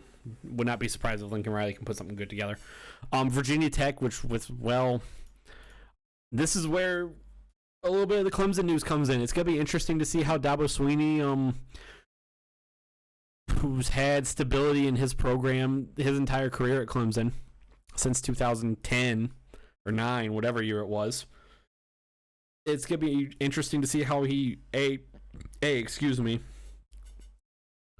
deals with having a horrible year, or a bad year, horrible in terms of what Clemson has been the past few years. And Clemson fell off tremendously. And then now having a lot of questions, have to find a new defensive coordinator. Your team doesn't have an AD, or your program does not have an athletic director. He has not a lot of stability. Again, I would assume Venerable's 2 kids might be leaving. I would assume for the AD, that makes it much, much harder unless they have an interim athletic director that's going to be allowed to make those kind of deals. Yeah. It's very, very unlikely. They might miss out on some good guys and might have to settle a little bit. Yeah. So Virginia Tech and the ACC that is not good is really, really bad now, with Clemson being bad. And then Oregon, who they were so close, and then Utah kicked their dicks in twice, which we'll talk about here in a moment. Oh, boy. Moving on, I'll lead in with this one, because I have a feeling after the one stupid person who you couldn't have on Stupid People Say Stupid Things blocked you, you'll laugh about the next one, and you'll want that. Oh, I forgot to add that as like an honorable mention. I was going to kind of paraphrase that because I couldn't actually access the tweets, but I will do that in amongst it. I'll do it quickly. Okay, go ahead. It doesn't necessarily relate to this, but I mean it sort of does. Not this current piece, but the next one. Oh yeah, no wait, never mind. We'll save it till then. I'll take this one. C.J. Stroud, Bryce Young, Kenny Pickett, and Aiden Hutchinson have been named 2021 Heisman Trophy finalists. Congratulations, all 4 young men. Aiden Hutchinson, I will say I was wrong. I did not think he was going to make it to New York because it is very difficult for defensive linemen to make it to New York, especially when you have, and I can say this from experience. Ohio State had John Simon, who didn't make it. Phenomenal defensive end / sometimes linebacker. Either of the Boses? Neither of the Bosa brothers made it. Oh, man. Chase Young made it when he had really nobody on the other side. Sam Hubbard didn't make it. Sam Hubbard is currently playing on Sunday right now, too, for the Cincinnati Bengals, starting. Sam Hubbard didn't make it because there was people on the other side of him, on that other end. Chase Young, who didn't really have a elite level, at least to the Chase Young level, Chase Young made it because he didn't really have someone who was almost as good elite as he was in 2019. That's why Chase Young made it. I figured it would have been Kenneth Walker or Matt Corral sliding in over Aiden Hutchinson because, and you'll probably disagree with me on this, statistically at least, Aiden Hutchinson is not the best defensive player in the country. Statistically, no. I figured if they were going to take a defensive player, it would have been either the outside linebacker from Alabama. Oh God, I can't remember his name right now. That's escaping me. Fuck. I've heard it nonstop, and I'm even forgetting it. So yeah, I know. I've heard it a few times. Or the defensive end / D tackle Jordan Lewis out of Georgia. But there is a little bit of recency bias. Aiden Hutchinson's 2 best games have come the past 2 weeks. I gotta find that kid's name from Alabama. So, real quickly, in terms of Kenneth Walker, how much stock do you or would you put in Pro Football Focus grades? Yeah. Does that answer your question? Some, but not a ton. Yeah. Will Anderson Jr. There we go. Yes. That from Alabama, considered one of the best, one of the best linebackers, and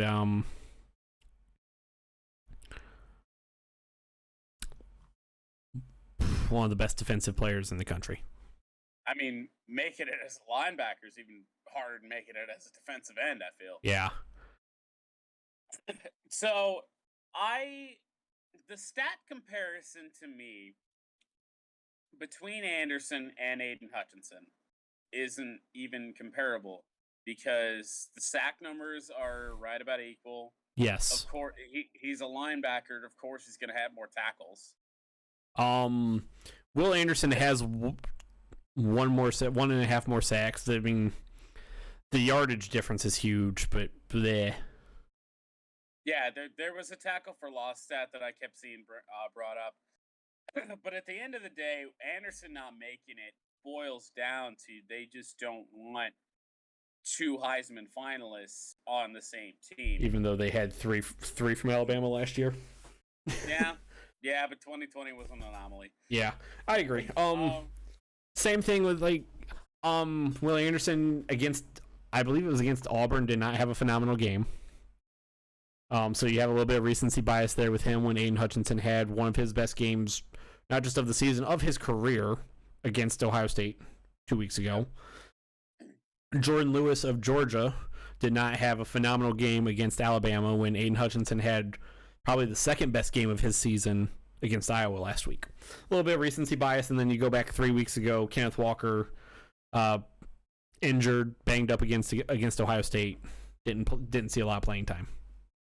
Just the way I see it can't even be described with stats, honestly, for Aiden. It's just that he's the most important player on the second best team in the country, or second best team in the country, second ranked team in the country.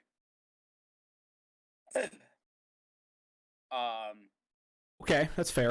That's all I think that it is, and I think Michigan players and Michigan fans, I think they just kind of spoken into existence.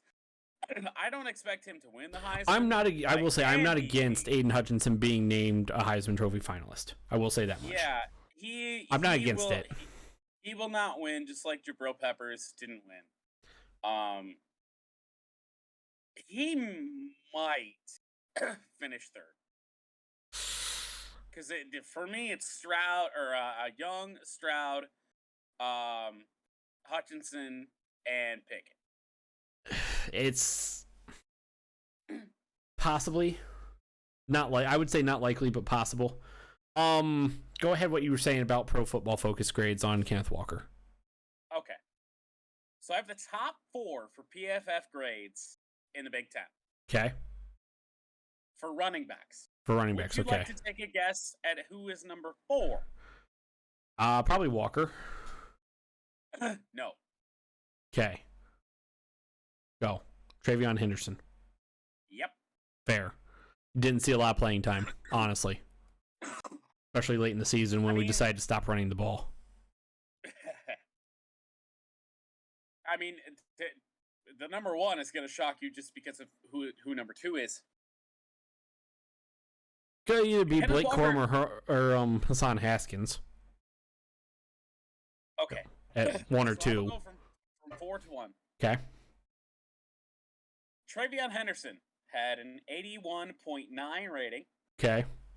Most of that probably from the beginning of the season. Kenneth Walker 3, okay. With an 89.3. Okay. Number 2, Blake Corum with a 90.4. Yep, not surprised. And Hassan Haskins with a 91.5. Not shocked. Not shocked. I figured. I really do think that Hassan Haskins, man, like Kenneth Walker is impressive, no doubt about it. Like the guy is a dude. He had a ton of yards, but what it boils down to is that Haskins had more touchdowns and had to split carries with, at least according to this, the second best running back in the conference. Like, so I'm gonna go out. I'm first gonna go out and say this. I do not believe Blake Corum is number 2. I'm not shocked that this is where I disagree with Pro Football Focus grading, because I don't know if I don't know how many Michigan games you watch this season, but Blake Corum has honestly been. If I was grading it from the eye test, from my own eye test, I put Blake Corum number 1. Like, the dude is an absolute difference maker. He's a burner when he's healthy. Yes. Doesn't have a bum ankle. Like, he's just shifty. Hassan Haskins, I feel like, could also be a slight bit of recency biased. Phenomenal game against Ohio State. 20. He scored. I mean, okay, so fuck yards, okay, for Walker, because yards don't win games. Touchdowns do. Yeah, I will agree with that. And Haskins has more. Now, are those just straight rushing touchdowns? I believe so. Or are they all purpose? Like that is a serious question. That is something I would have to look up. Because I did see somewhere that Hassan I did see somewhere there if Hassan Haskins has a passing touchdown or a receiving touchdown, let me look at this. He can't have many. It might be 1. All conference we Big don't Ten. throw. If we're drawing up a play where a running back is an option on a pass play, it's usually Corum or Edwards. Haskins is just a bruiser that can just bully through guys. Okay, yes, Haskins does have 2 more rushing touchdowns. Rushing touchdowns. Yes, I had to go look that up. And I'm not trying to make a case for Haskins for Heisman, but I'm just saying that's why. like I said, I don't really buy a whole in terms of deciding who should go to New York as a Heisman finalist. I don't buy Pro Football Focus. No, and that's not. I'm not basing that solely on Pro Football Focus, but like back to my other point that touchdowns should mean, and they do mean, more than yards. I will agree. If you're just gonna look at those 4 running backs, Kenneth Walker meant significantly more to his team than either of those 3 running backs did combined to their 3 respective teams. Solely because you look at Michigan, they have 2 really, really good running backs. I'm glad you finally admit that. Oh, I've said that their running backs are good. You said they're good, but not great. I mean, it's hard to tell if someone is great when they're splitting carries. They are really good. Ohio State has 2 really good running backs in Travion Henderson and Mayan Williams. Then they have Master Teague back there too. I was gonna say my favorite name on your team is Master Teague. I don't know. I like Steel Chambers, but Master Teague. I like Master Teague's been around a little while. I love that name. Master Teague. Steel Chambers probably been around a little bit. No, he's a sophomore. Master Teague it is. Master Teague he's redshirt junior. It ain't no Rusty Kuntz, but right. Master Teague's pretty solid. Or Dean Windass. Yeah, like without Kenneth Walker, Michigan State's not 10-2. And we were both wrong about Michigan State this year. Fuck Discord. Jesus Christ. I'm back. We were both. You may have missed it. Without Kenneth Walker, Michigan State is not 10-2, and we have both admitted we were wrong about Michigan State. I heard everything you said. Oh. I just heard the Discord bloop. Oh. And were you punted as well? No. It's just like it straight up DC'd me from the call. I had to reconnect. Like it didn't even DC me from the call. It like was still there, but it like shut down and went back to the main part of my Discord. Fuck. God damn it, Discord.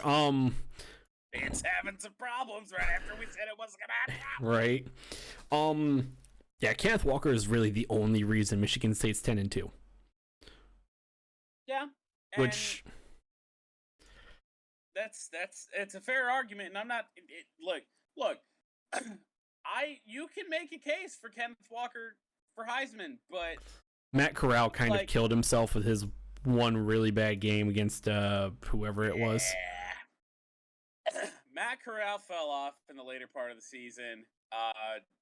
I can't even believe we were ever talking about Malik Willis for Heisman, to be honest. Yeah, him for Heisman, that's hard. Just because Liberty in the as an independent, they don't play a lot of greatness, and then they fell off. Yeah, just a clown show with that. But if somebody takes Malik Willis first overall, we're gonna have words. Or not first overall, first round. So someone will. There's teams that need a quarterback in. No. There are teams that need a quarterback. Sign Fitzmagic. He might be retiring after this year. Maybe. I don't know, but we don't know yet. Let's move on to this. Do you have anything else to say before we keep getting too distracted? I mean, we're already almost into hour 2 of this show and haven't even gotten to the recaps. Well, that's what happens when we have 8 stupid people saying stupid. Wait, 8, 9, 10, 11, 12 total stupid people saying stupid things. I just closed the podcast notes, too. What do we have yet? Oh, yeah! Do you have anything else to say on Heisman finalists real quick? Were you about to say something? Aiden, probably at best third. I don't think he's passing Younger Stroud. No, I definitely do. Like, I have nothing against him being there, and him being there, like, I get it. I think this is one of those years where you have 5, 6 guys who all could and should be there. Yeah. And Aiden Hutchinson's just the guy who was. Honestly, you could even say you have 9 guys if you look at Jordan Lewis and Richardson out of Alabama. But again, defensive players, it's hard for them to slide in there. Nothing against it. I was wrong though. I didn't know it was gonna happen. I'm gonna skip the Twitter interaction just because we have been rambling on forever. Yeah. So we can finish the news. But the Philadelphia Flyers. To say I had an interaction with a Flyers and Phillies and 76ers and somehow randomly a Packers fan. Randomly a Packers fan that thinks college football is irrelevant. Yeah, college football doesn't matter in terms of anything. He said that when any of your teams are good, then you can essentially be at this table. Okay, great. 76ers aren't good. 76ers The Flyers are also good. really bad. The Flyers are really bad. We're going to get to that momentarily. The Phillies missed playoffs, just like the Tigers did.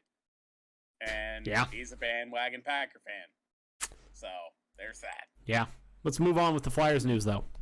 The Flyers have fired head coach Alain Vigneault and assistant coach Michel Therrien after losing 7-1 to Tampa Bay. And they've lost 8 in a row. Fair enough. Fuck Philly. What do you got? Yeah, this news doesn't shock me. I just threw this in here because I knew you were going. I knew you would probably want it. Also, it's distinctly possible right now. Philly lost 9 in a row. They lost to New Jersey 3-0 today. Yay! They suck. They're bad. Let's move on. After that Twitter interaction, I wish nothing but bad on Philly, but there's another Twitter conglomerate that I might hate more. We'll get to it. Oh no. University of Cincinnati head ball coach Luke Fickell has been named National Coach of the Year. Fickell led UC to the college football playoff promised land. Not quite to the national title yet, but remains to be seen. And UC happens to be the first ever group of five team to make the playoff. Michigan fans, Michigan State, do you have anything to say before I go on this last bit? I'll get to it after.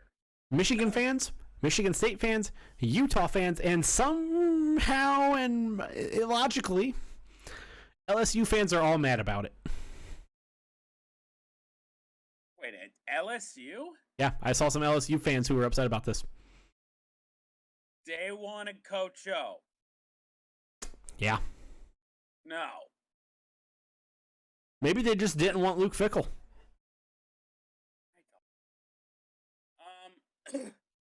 So,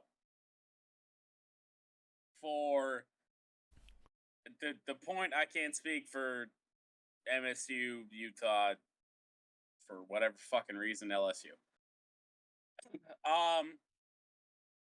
Michigan fans, I can speak to somewhat. And it just boils down to what's a bigger accomplishment. Cincinnati was ranked at the start of the season. Michigan was not. Michigan was the first team that made it into the college football playoff that was unranked at the start of the season. But at the same time, the group of five that never stood a chance. They had been shot down by the committee every fucking chance that they had. And just got burned. I'm not mad that Jim Harbaugh did not win Coach of the Year. I definitely liked that he was in the running for it. That's and he deserved to be. I will say real quick. Did you ever think those words would come out of your mouth? I mean, with what he did this year, I mean, hey, with how bad. I mean, 2020 you. Oh yeah. I mean, nobody thought this. It's just Nobody. Yeah, that is true. Happen, but college. I will say, last year is honestly looking to be more and more like an anomaly for a lot of teams. Yeah. In terms of just results. For Utah fans, wanting Kyle Whittingham. Utah wasn't really bad last year. They went 3-2 and they only played 5 games. They chose to not participate in a bowl game. In 2019, they went 11-3, 8-1 in the Pac-12, first in the South Division. So, like, they finished 16th in 2019. Remains to be seen what happens here in 2021. It's not like Kyle Whittingham. It's not like Kyle Whittingham took a atrocious team and made them good. Kyle Whittingham has been there for a long time, by the way. Kyle Whittingham has been there since I just closed the page. I don't know why. He's been there since 2005. He's been their only coach since Urban Meyer. Eek. Been there since 2005. Like, it's not like he took a really bad team and made them good. So I don't get it. Michigan State fans, Mel Tucker won Big Ten Coach of the Year, I think, didn't he? He did. Like, he sure did. Bronze medal consolation prize. I get it a little bit from Michigan State fans. A little bit. But not enough. Not enough. You still lost more. You might have beaten Michigan. You still lost more Big Ten games. Congrats. Bronze medal for you guys. And yeah, Michigan State was spray the champagne, boys. Michigan State was absolutely atrocious last year, and on this same show, same podcast, we thought Michigan State was going to be even more atrocious this year, or just as atrocious. We were both wrong, but we did indeed say that they were going to be the worst team in the Big Ten. Yeah. Did Michigan State deserve to be there, or was Michigan State supposed to be the third best Big Ten team in the conference? No, probably not. But it was Kenneth Walker. No. It was Kenneth Walker. It was because of Kenneth Walker. That's why I tell MSU fans, I've been saying it for weeks. Have fun when he's gone. You Michigan, got that Wisconsin guy. There ain't no way. He's as good. If he was, he'd be starting at Wisconsin. That's what I'm saying. Michigan fans, I get it a little bit. Same thing with Michigan State fans, but Luke Fickell, since 2019, has lost 2 games at Ohio, or has lost. No, actually, I think he's lost 2 games since 2019. I can't speak to the entirety of the Michigan fan base, but I don't have a problem with Luke Fickell winning. I really thought it was sort of a toss-up between Fickell and Harbaugh, because you're looking at 2 milestones that are very similar, I think. Like, not even ranked in the preseason for Harbaugh. Cincinnati was ranked, but they're a group of 5 team. They made it. So I'm wrong. I'm slightly wrong. Cincinnati has lost 4 games since 2019. They lost to Ohio State in 2019. Well, a lot of teams lost to Ohio State in 2019. In fact, in 2019, everybody but Clemson lost to Ohio State. Everybody that Ohio State played. They lost to Memphis twice in 2019. Last year, they only lost to Georgia. And look where Georgia is now.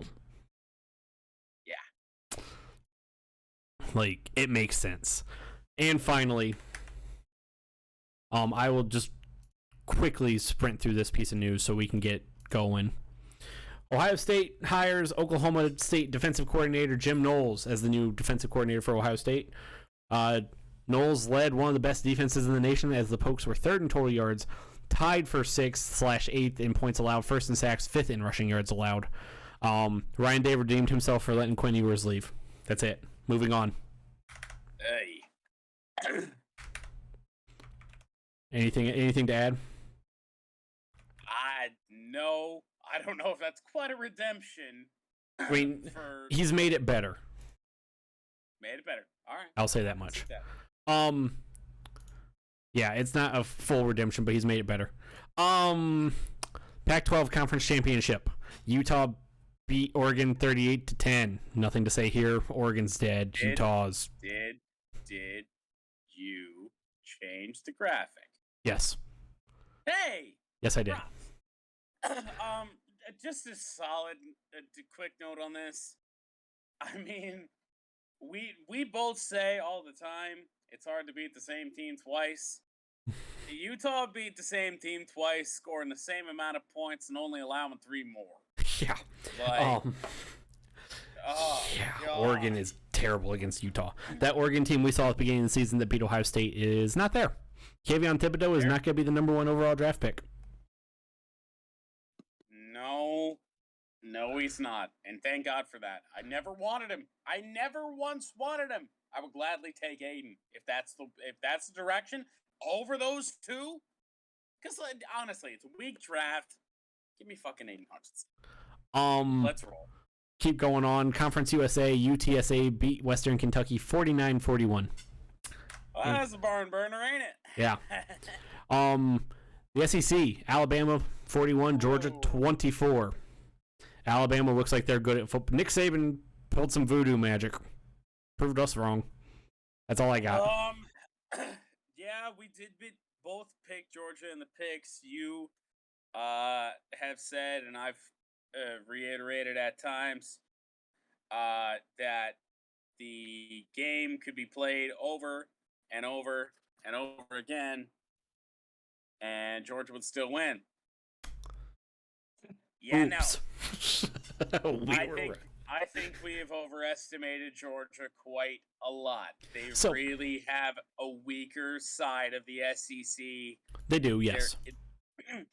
It isn't really there. I'm not saying that defense isn't good, but they just let Bryce Young and everybody on that Alabama offense, even with an injury to one of their top wide receivers, do whatever the fuck they wanted. I'm going to say this real quick, and I'm sure we will do today is not a time for a Michigan-Georgia preview.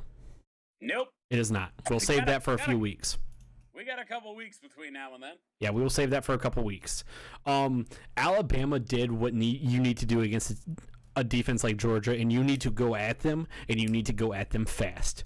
That's what Alabama did, and that's why they scored 41 points and Georgia struggled. That's all. We'll get to Michigan, Iowa here in a few minutes because that was the nightcap Saturday. Okay. All right. Fair. I'll let you take that after we get through all these other ones because I don't think either of us have much to say about the rest of these. Not a lot other than this next one. Big 12 action. Baylor beat Oklahoma State 21-16. What the fuck was Oklahoma State doing on those final 4 plays? Holy shit. I could have came up with something better. What were they doing the entire game? Anytime they got in the red zone, that was the plan. Pound it. Didn't work. What do they do at the end of the game after it hasn't worked all game? Same thing. Let's just keep pounding the rock. And then on the final play, let's run it outside, but our running back decides he's going to just dive instead of actually just run into the end zone. One guy to beat. And he had the angle on the guy. Be a man and fucking just put a body to him. You initiate contact, you're in the end zone. Cut back. Truck do something. He had the angle on the guy. I know. Like that's what makes it worse. Yeah. That was painful to watch. Yeah. Moving on. Oklahoma was the only chance, or Oklahoma State rather, was the only chance of getting Georgia bounced out of the playoffs, and they tanked. Yeah. If they won, okay. If they beat Baylor soundly, I think they get in. It's possible. Let's move on. American Athletic Conference. Cincinnati. Well, I kind of talked about this in the news. I didn't say the score. Cincinnati beat Houston 35-20. Not a pretty game. Houston was in it for a little bit. And then the second half, Cincinnati kind of ran away. I watched this game for about 3 drives. It was ugly. It was not pretty in the early going. They settled down a little bit. I mean, about what everyone expected. The ASC conference. I mean the ACC conference. Pitt demolished Wake Forest 45-21. Kenny Pickett had this cool fake slide and confused the defense, ran in for a touchdown. Opening up a can of worms on that fake slide. That's that is asking for targeting calls. I agree. Because you got guys that go down, slide, you're still gonna have guys coming in full speed. People are gonna start doing things like that. Yeah. That was really wild. Defense just got a whole lot tougher. I did not expect Pitt to hold Wake Forest to 3 touchdowns. I thought Wake Forest would show up a little bit more offensively, but they did not. And we move on to this conference. The Mountain West. Brady Hoke did not win. Utah State scored 46. San Diego State scored 13. Nobody cares. Anything to say about former Michigan coach Brady Hoke?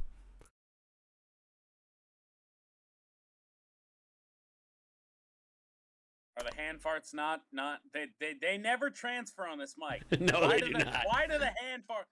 I'm just gonna start saying hand fart because I can see it's not even registering. Jesus Christ. No, hand fart. Okay. Sun Belt Conference. I was hand farting the entire time that you were talking about the Mountain West Championship. So obviously, as I've said, no one fucking cares. Sun Belt. No. Unless you're a fan of Utah State, which is probably one person. Dude, let's be fair here. 2.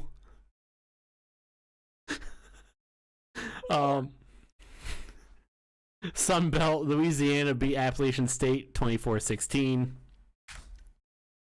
Yep, saw that coming. Yeah. MAC, Northern Illinois beat Kent State 41-23. Huh. Saw that coming. Yeah. No Rocky Lombardi, they played better. Yeah, what do you know? Unless Rocky Lombardi played, I don't know if he did. I don't believe he did, but I didn't watch this game. Let's be honest. 2 games that happened just because that I'm going to talk about because they were in the picks. Jackson State beat Prairie View A&M. Go prime time. He's going to be a coach at a Division I school, maybe, possibly. Who knows? Depends on if he wants to. If he wants to. I think he the passion that he's had for Jacksonville State. I don't know if he goes yet. Jackson State, not even Jacksonville State. Jackson State. I keep screwing that up. Yeah, and then USC lost to Cal 24-14 in the who the fuck cares about this game? That game, Cal won 24-14. I don't even understand why it was being played. Like, there was no bowl eligibility on the line. It was just the game was postponed from a few weeks ago, and they decided to play it. I know that, but why decide to play it other than just one team trying to add a win to their overall total? I don't know. Yeah, and now the Big Ten Championship. I will say the score. Jordan will talk about it. Michigan won 42-3 over Iowa. Iowa is bad. Big Ten West is bad. That Iowa offense, oh my God, they're terrible. That's all I gotta say. All right. I will have a few things to say after Jordan talks about Michigan. I'm actually going to lead off with Iowa because after that game,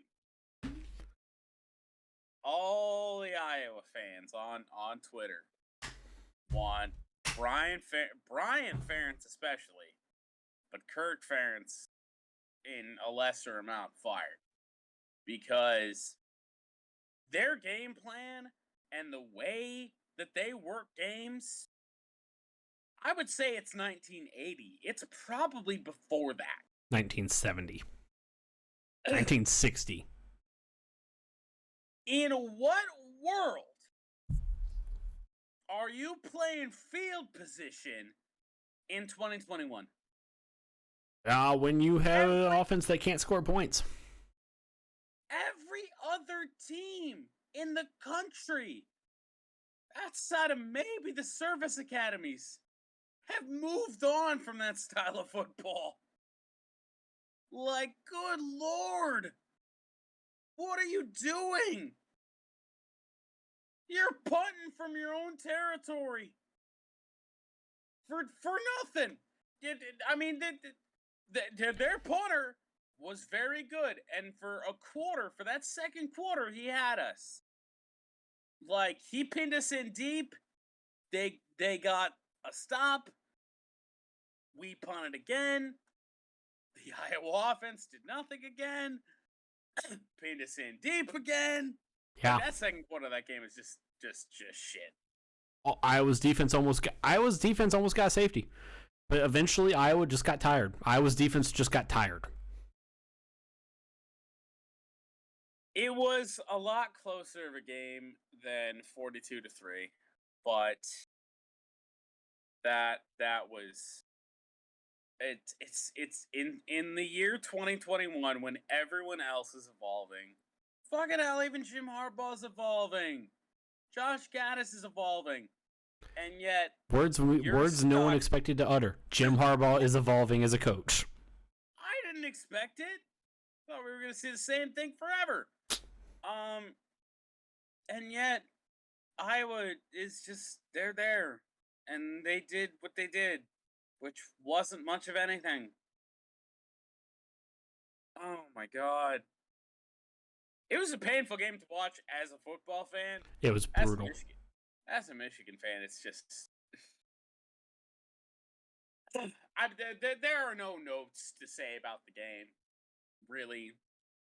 Just gonna focus on how I feel about everything that's transpired with this team. 2% chance. 2% chance is what Michigan was given to win the Big Ten at the start of this season. Which I will personally say real quick was slightly unfair. Because it was all based off of last year. But yes. I mean, basically, but you got a whole bunch of returning guys from the year before. Haskins, McNamara, Hutchinson. All the stars from this season were there a year ago. I mean, Hayden was hurt. I'll say Hutchinson was... He was on the roster, but he wasn't there. Yeah, he got hurt. But, I mean, one star defensive end ain't gonna transition your record from 2 and whatever the fuck to... opposite whatever the fuck. To 12-1. Well, I mean, no, I meant more so for last year. Oh, yeah.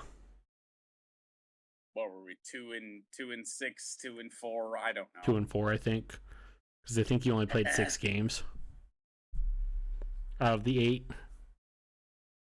That is correct. As did you, by the way. For the regular season, yeah. Thanks, Maryland. Hey, thank yourselves for one of those. No, it was Maryland. Oh, Maryland gave you COVID? Yeah, Maryland was the reason that we had the COVID out. Or COVID cancel. There was enough. Because we only missed Maryland and different time, different place. Yeah. It is what it is. Yes. Man, this season, I'll just describe how I feel about this Michigan team. Holy fuck. Like been on this damn roller coaster for fucking 7 years under Harbaugh. Just been getting our ass kicked left and right in every other big game for so long, and just to be finally to a place where we can compete with a team that nobody thought could do anything. Yeah, Cade McNamara? The fuck is that guy? Like, just everything else. Like, I see Hassan Haskins get discussed in the same way that like a mid-tier Big Ten running back would get discussed. It's just it's all season long, and I think this team fuels off that, and they feed off that, and they hear the people talking down on them, and go out there and just prove it. It's like little brother every week. They hear the talk and they say, "Hey, look, we're gonna go out there and we're gonna get ours." And you know, we've as a Michigan fan, I've heard it all season. Well, you're not going to be Washington. That's just when the season opens. Washington's ranked. You guys suck. Guys lost 4 games a year ago. You only won 2. You suck. You don't have anybody new. Well, Washington goes out, loses to Montana. Once we beat Washington, oh, Washington sucks. They're terrible. They suck. You go out, beat Wisconsin. Oh, Wisconsin sucks. They lost to, I think, Penn State. They're no good. To play somebody. In that argument's defense, Wisconsin was ass that time of year. They were really bad that time of year. They were atrocious. But continue. Couple weeks of meaninglessness. Michigan State game happened, and it fucking happened. And I maintain that we don't beat Ohio State, we don't win the Big Ten title without losing to MSU, because that loss taught that team a lot. It taught Harbaugh a lot. Harbaugh was able to learn something from a football game. Like, just, you look at the tempo that MSU used, Ohio State tried to use it, catch us in spots the same spots that MSU did, that resulted in 3 too many men on the field penalties. And they learned from that. They got better with tempo. It's the way it went. Oh my God. But just all season long, like, I've heard, you have no shot. Michigan has no shot against X number of opponents. Probably half or more of the opponents on our schedule. Hawkeyes by 1 million. If you saw the flag at the Big Ten Championship game.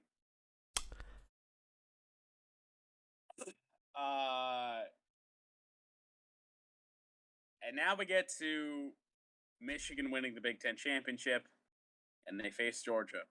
And a lot of people are saying, Georgia's going to roll them.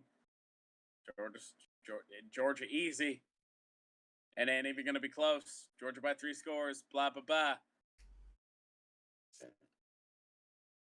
This Michigan team, whether they lose or not, irrelevant. They have proven so many doubters wrong all season long. Like, even including myself, to be honest, to a point. Once we lost MSU, like, it's like, man, when are we going to win the big game? And then all of a sudden, that we finally got some decent coaching.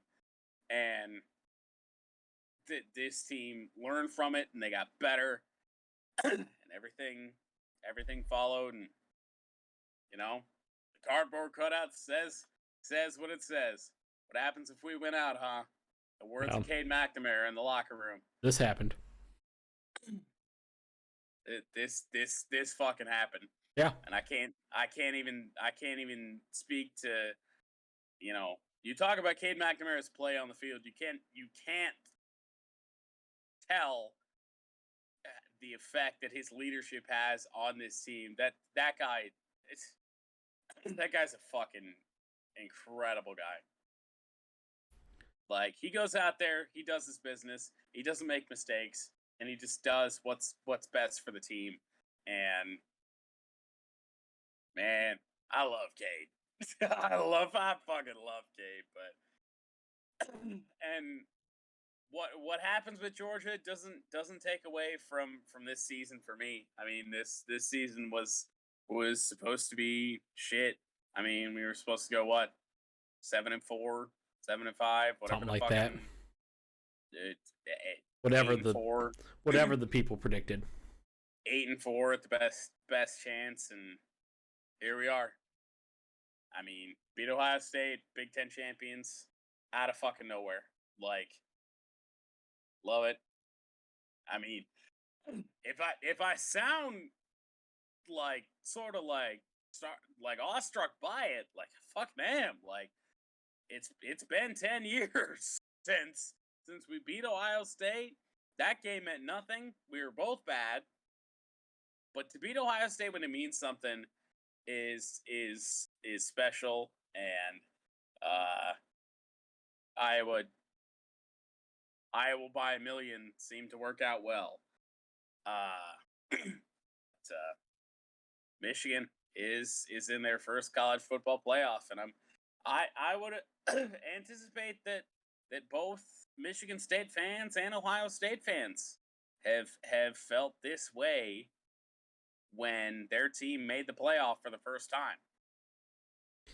Like, when 14 happened, I mean, I can't speak for Michigan State fans. Michigan State fans have only been there once. Yeah. When 14 happened, I wasn't really shocked. I was shocked. I mean, I was a little bit because of the loss to Virginia Tech. But when they made it in 14, yeah, when they made it, that happened. Yeah, and then Virginia Tech only won like one game the rest of the year after that. Yeah. Yep.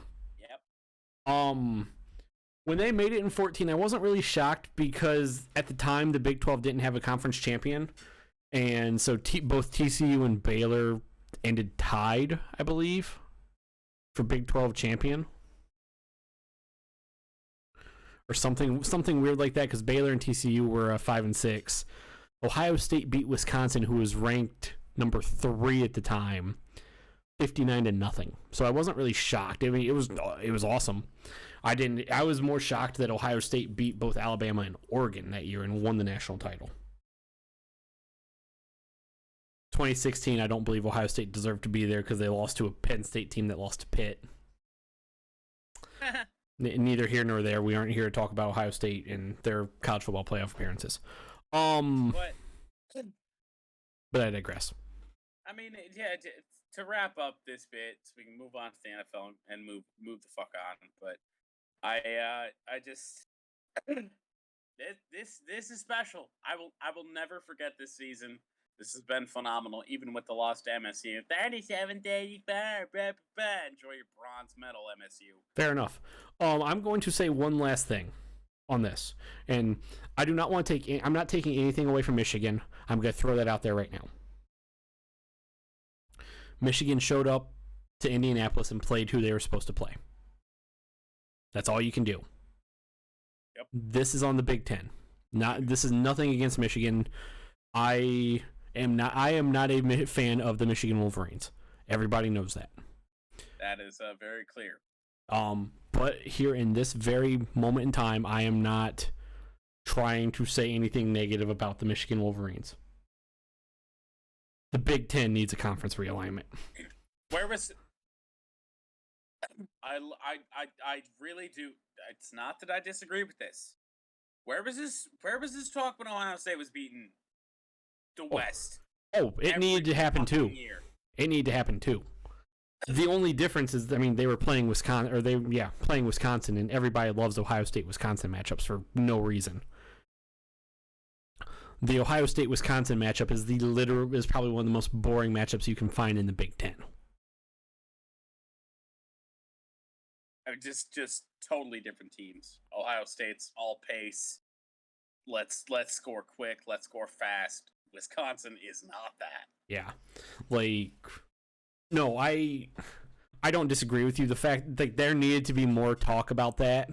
I think the only reason that there wasn't as much is because for whatever reason, Big Ten fans get a massive erection anytime Ohio State and Wisconsin play each other. I don't know why. It makes no sense to me. Like I hate. I hate. Fuck don't. But then again, I'm not necessarily a quote unquote Big Ten fan. Whatever the fuck that is. Yeah, I hate when Ohio State plays Wisconsin because it's the most boring game of all time, and it sometimes ends up being close for no reason, and the game drags out for eternity, which also makes no sense because Wisconsin holds the ball forever. I have noticed more talk about this conference realignment. We have to change things, and it should.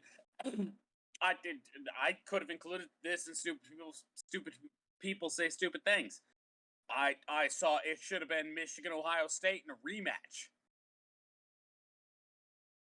1 week later. Yeah, I'm not. I noticed that this week. Like, why is that a thing? It's not all of a sudden. The Big Ten has a problem, but I mean, the Big Ten's had a problem for a while. It's a more vocal problem now than it was when Ohio State was winning every year. Like, Go ahead. I will agree with that. That's essentially what I had. I agree with that, and I do not like the fact that it's becoming a more vocal problem. Some of it could just be that the Big Ten is, or the Big Ten West is 0-8 now. Yep. But it needs to. It does need to happen. It won't. Unfortunately. The Big Ten realignment conversation, you and I will have it at a later time. But let's move on.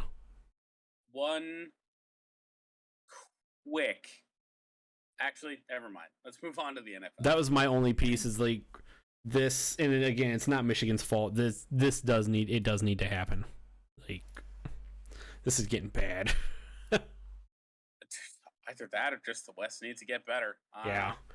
NFL recap, Week 13. We're gonna fly through this until Jordan gets to talk about the the Lions. We're gonna fly through this. Dallas beat New Orleans 27-17.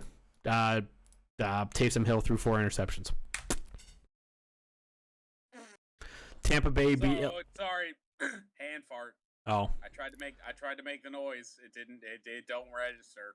Hand yeah. fart. Tampa Bay beat Atlanta 33-17. No one cares. Expected. We get to talk about our teams here and back to back right here. Oh boy. I don't have much to say about this game. The Los Angeles, surprisingly, the Los Angeles Chargers beat the Cincinnati Bengals 41-22. The Chargers just showed up to play football. That's it. Almost blew it. And then Bengals turned the ball over 4 times, maybe 5. I can't remember the exact number. 4 or 5 times. You can't win games when you turn the ball over that many times. Bengals came back and brought it close. We're down 24-22, and then the Chargers went on to win 41-22. The Chargers showed up to play football. That's it. That's all I gotta say. All of a sudden, out of nowhere. Chargers, for a little while, were playing bad football, and did I forget to change the scenes? I did not. Okay, we're good. Chargers are an inconsistent team. That's it. The Detroit Football Lions win a game. They are now 1-10-1. They beat the Minnesota Vikings 29-27. Vikings might be bad. Not taking anything away from the Lions, but the Vikings. They might be bad. It's not taking away anything from the Lions. Lions are worse. But, oh my God. My only note on this game, I watched all of it, unfortunately. I watched just about all of it, too.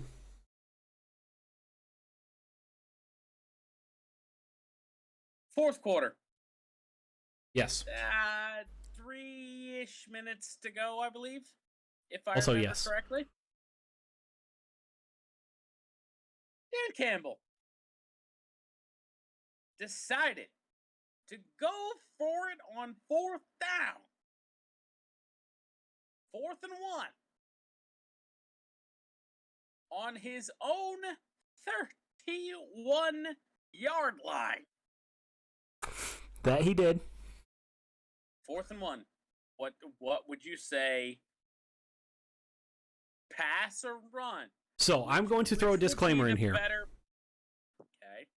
There was about a 10-minute period during the fourth quarter when I was like, the Vikings suck so bad they're not going to win this game. So I went and took a shower. I knew as soon as that halftime score of 20-7 or 20-6 happened, I was like, the Vikings are gonna have a good second half. It's just what the Lions do. So I actually missed this scenario. 4th and 1 from my own 30, I would punt. First off, Dan Campbell did not do that. So what would I have thought? And I do know what happened now, by the way.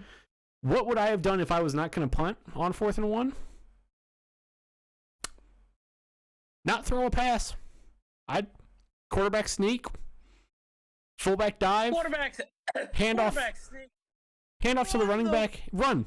Run the football. Yeah, that's what I'm getting at. You have a solid offensive line. Run Considered the ball. One of the best in the league. Yes. Run the ball. But we all know they tried to throw. Jared Goff scrambles out into the flat. Gets strip sacked.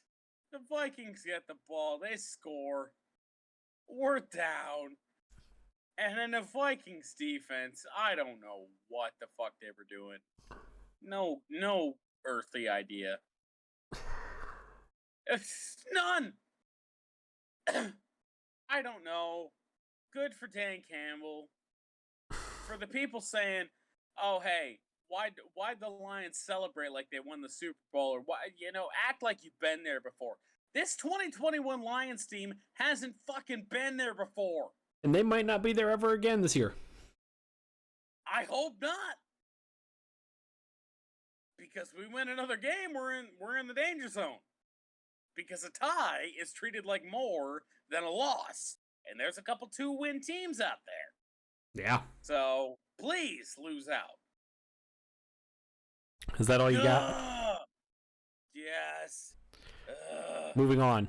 Miami beat the New York Giants 20-9. The Giants are bad. Hey, that kind of came through a little bit. Hey! Continuing to move on. Gardner Minshew and the Philadelphia Eagles beat the New York Jets 33-18. The Jets are terrible. Gardner Minshew should be a starter somewhere. I don't know where, but he should. With how bad this draft class is, he probably will next year. He probably will. Moving on. The Indianapolis Colts, behind Jonathan Taylor's 2 touchdowns, which won me my lock of the week from backdoor cover, beat the Houston Texans 31-0. The Texans are terrible. Continuing. Yeah. Washington football team beat Las Vegas 17-15. Vegas has some problems. Not shocking. Vegas has some problems. Yeah. The football team has won 17-15 back-to-back weeks. Also, yes. The LA Rams beat the Jacksonville Jaguars by 30. Score was 37-7. Rams looked like the football team that a lot of people thought they were going to be. Sure, it was against Jacksonville, but they needed that game. Let's keep going. Pittsburgh needed this win. Just needed it. Beat Baltimore 20-19 because John Harbaugh, not Jim Harbaugh, John Harbaugh had a case of the stupid and went for 2 when he could have tied it. And, well, the tight end who Lamar Jackson threw to dropped the pass. Let's just hope that this trend of going for 2 late in the game when you can go to overtime just ends. That's where I'm at with this. Coaches need to stop worrying about getting the tie. Ugh. Especially if you're a team that the Ravens dropped from the number 1 seed. I believe they're now the let me check. I believe they now dropped to the 3 seed. I could be wrong. You have so much to lose and very minimal to gain. Yeah, the Why? Ravens with that loss dropped to the 3 seed from the 1 seed. The Ravens probably at 8-4-1 had they gotten that tie probably would have been the 2 seed. Because the Titans didn't play this week. Yeah, so much to lose, and well, yeah. Seattle looked like a good football team, kind of. They beat San Francisco, who was one of the hottest football teams in the NFL, 30-23. Kansas City beat Denver 22-9. This game sucked. I forgot to put the Monday night score on the notes. Well, that game was not good. We'll say that much. We will say that much. I will pull the score up. I said I will pull the score up because I already forgot it. Patriots won 14-10.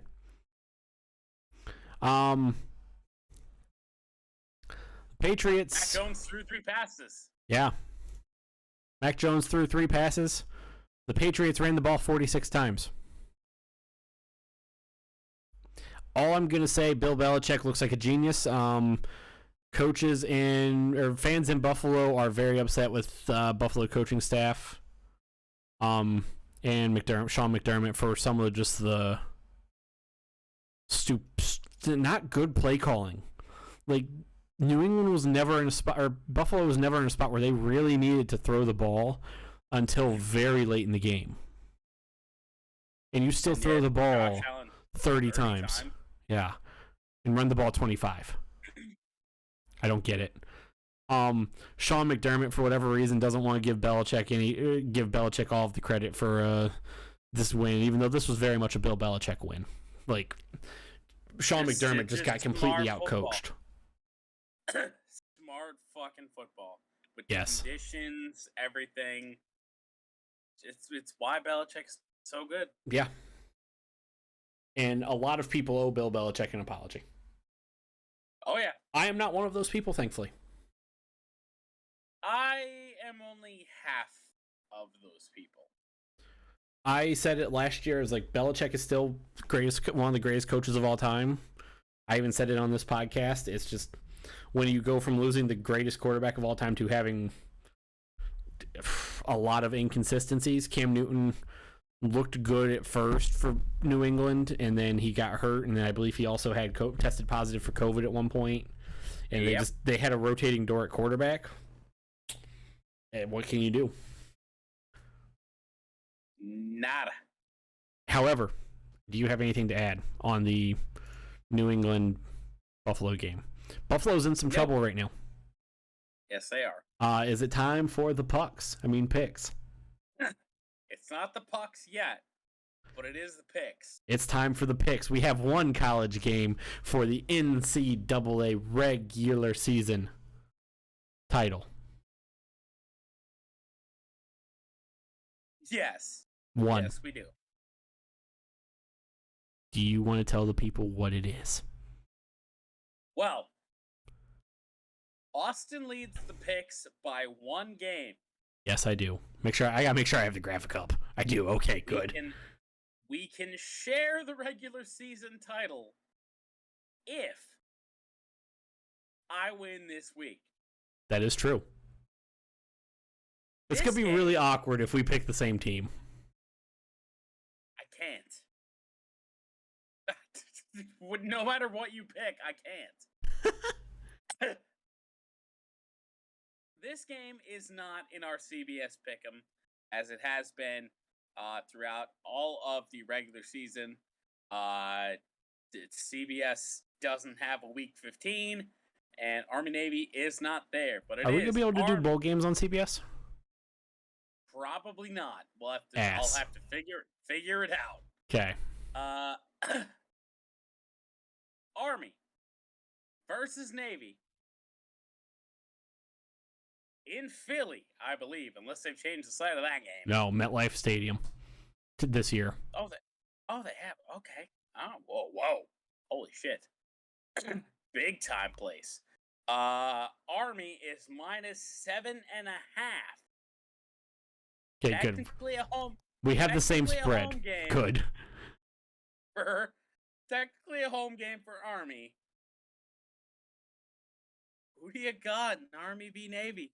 So, the weather is meaningless because these two teams throw the ball a whole 7 times a game. Combined. I mean, it's going to be gorgeous there in New York on Saturday, 3 p.m. 66 degrees, a little bit of cloud cover, according to ESPN and who's going through AccuWeather. We'll talk about some of the other betting lines on Friday on Backdoor Cover, I'm sure. Probably. So, Army is a 7.5-point favorite. Here are some stats. So I know you're going to go the other team that I pick. Yep, I have to. Yep. Army is scoring 35.5 points per game. Navy is scoring 20.4 points per game. Army is allowing 22.8. Navy is allowing 29.6. Round that up to 30. You can round Army's up to 23. Army's offense, 394.8. Count that to 395 yards per game. 301 of it is on the ground. 94 of it is through the air. Navy, on the other hand, 283 yards per game. 229 round up to for rushing, and 54 and a half. You can just call that 54, 55. Would take your pick there for I think you would actually have to take 54 for that number for 283 down. For passing yards allowed, Army is allowing 324 yards per game. Navy 360. Army is allowing 220 yards passing. And Navy 228. Passing yards is fucking irrelevant. No one cares. Neither of these teams are really gonna pass. Army rush yards allowed 103.6, so 107. Navy 131.6, so 132. There's your stat breakdown. Army 8-3 on the season, 6-5 against the spread. Navy 3-8 on the season, 7-4-0 against the spread. I, at 7.5 points, am taking the Army Black Knights. Navy just can't score points. No. Navy just can't score points or run an offense. Like, that's the biggest thing. Yeah. I could be wrong.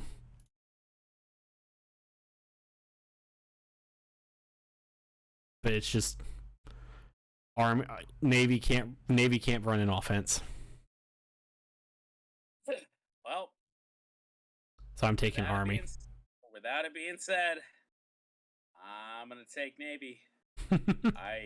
It's what I have to do to tie heading into the bowl games. I wish I didn't have to do it, but it's all that I can do. I lose by 2 or we tie. That's the way it goes. Yeah, fair enough. All I can do. Again, wish I didn't have to do it, but here we are. Fair enough. I get it. You got to go for it here. Thursday night football. Yep, it is time for NFL. The NFL picks. Let the people know where we're at. I am at 103-91. I have a 4-game lead on Jordan, who is at 99-95. Here going into week 14 of the NFL? Question mark? Yep. Week 14. Sounds right. Beautiful. Just check the notes we had. We just did a Week 13 recap, so yes, that would logically imply Week 14.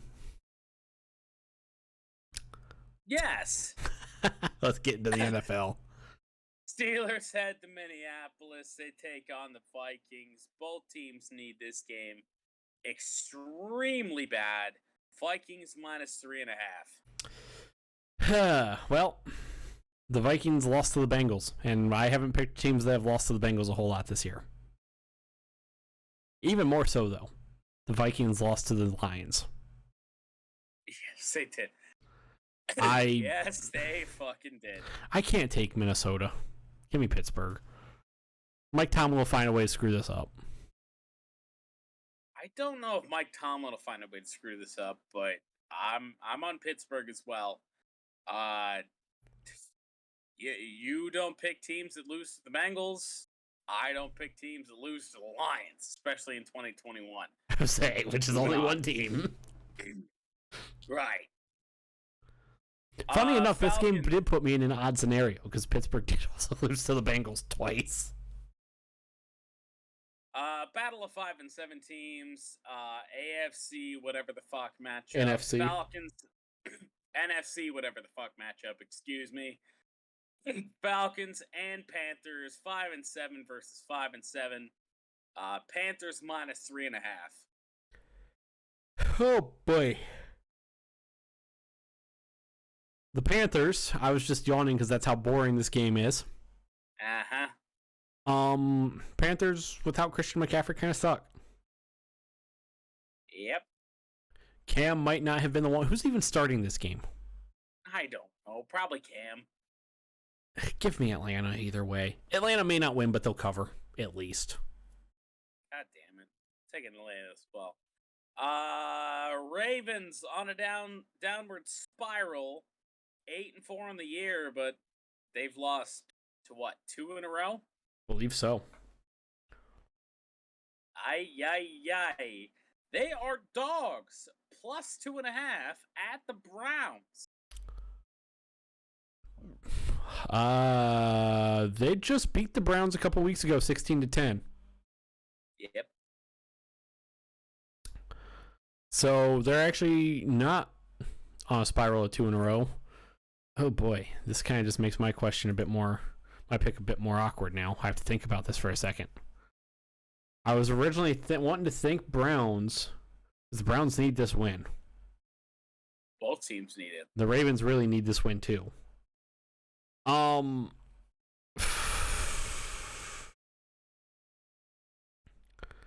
Fuck it, give me the Ravens. Actually, yeah. Give me the Ravens. Damn it. Why? Fine. I'm on the Ravens as well. I have not actually made my picks yet this week. I'm doing it now as we go. Can't even do it with the Browns. I can't. NFC East matchup, Cowboys at the football team. 8-4 versus 6-6. Football team getting 4.5. I want to take the football team. I do too. I really want to. I can't right now. Landon Collins is questionable with a foot injury. Jonathan Allen questionable.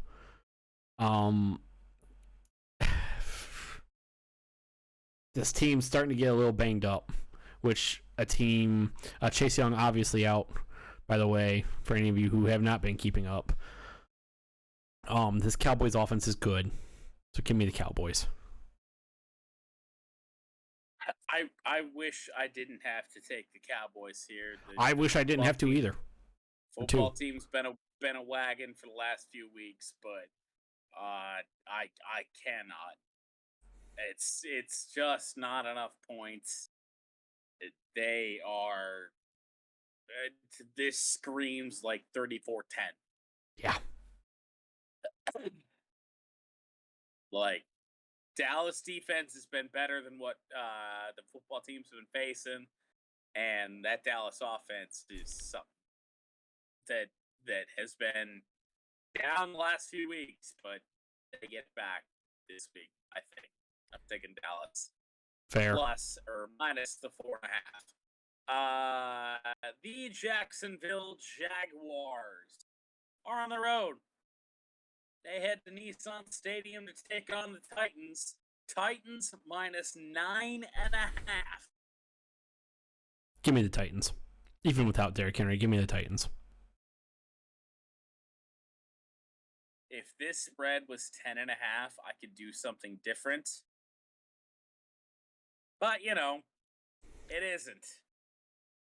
And in fact, this spread has actually gone down. Live, it's 8.5. But fuck it, 8.5. I would really take the Titans. Right. A lot of points, but it's the Jags. The Jacksonville Jaguars just lost by 30. Uh-huh. Had they maybe kept the kept it close against the Rams, I would be wanting to take the Rams or take Jacksonville, but they just lost by 30. They just lost by 30. Raiders at Chargers, or No. Chiefs rather. 9.5 is what the Chiefs are giving to the Las Vegas Raiders. Chiefs are hot, sorta, kinda. Ravens are cold, sorta, kinda. The Raiders have problems. Yes. The Chiefs, Patrick Mahomes thinks they're starting to get back to their old ways. So give me the Chiefs. And I just can't pick the Raiders. I'm going to take the Raiders here. I know it's a bad call, but in this game especially, I will take the point. That's where I'm at. Fair enough. Definitely fair enough. Chiefs just haven't been consistent enough. I will take the points here. Saints at Jets, the Who the Fuck Cares Bowl. Jets getting 5.5. The Jets are terrible. The Saints aren't great. The Jets are terrible. Give me the Saints.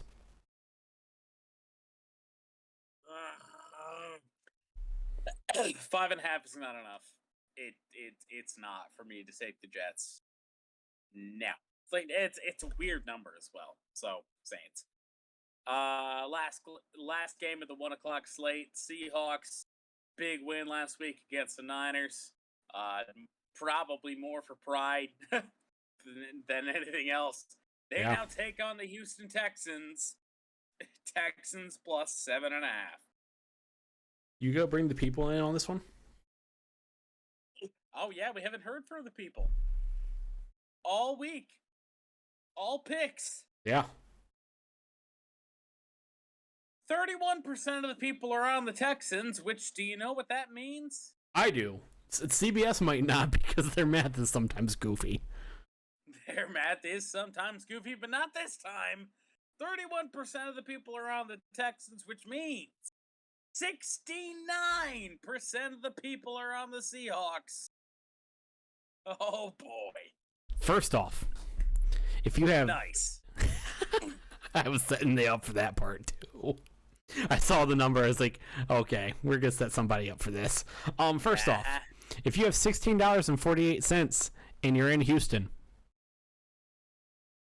save your $16.48. $16 though. This game's going to be terrible. Some people, and secondly, some people say I'm a man of the people. And in this case, they're right, because this game's going to be terrible. Houston just lost by 31. Seattle just beat San Francisco, one of the hottest teams in the NFL. Houston is the coldest team in the NFL. Seattle's going to win by more than 7.5. Give me the Seattle Seahawks. For pride, mostly, but... I can't even pick the Texans. Not just enough. for differentiation. Cannot do it. Seahawks minus 7.5. The Detroit Football Lions at 110-1. They traveled a mile high to take on the Broncos. Broncos minus 8.5. And this is an appropriate spot to bring up the people. 52% of the people are on the dog. Detroit football Lions. I'm one of those 52%. Mm-hmm. I don't know if Detroit will win. They might lose. Sure the fuck hope not. They might lose. But they'll cover 8.5 because Denver's just atrocious. Give me the Lions here. Fresh off their first win of the season, they are 8.5-point dogs. You have to give me that. That spread has not moved, by the way. Nothing going on with that one. Yeah, that spread hasn't moved since we did backdoor cover on Friday. No, that was what we told you it was even before Monday Night Football. Like, even before the NFL weekend. Like, that's where it opened. Yeah. And it hasn't moved. Which is weird. I feel like it would go down. I feel like the people would be putting money on the Lions, but putting money on the Lions is a very dangerous thing. Giants, Chargers. Chargers minus 10.5. This is a hard one because the Giants suck. Yep. And 10.5 is a odd number, and the Chargers are inconsistent. But I can't take the Giants. I can't. Yep. Feels like a 17-point win to me, honestly. Like, the Giants are so bad. Putrid. We move on. Finally, the 4 o'clock slate is about over. Bills take on their nemesis, Tom Brady. Bucks minus 3.5. The Bills need this one bad. The Bills need this one in a bad way. But I'm not taking them. Give me Tom Brady in Tampa Bay. Damn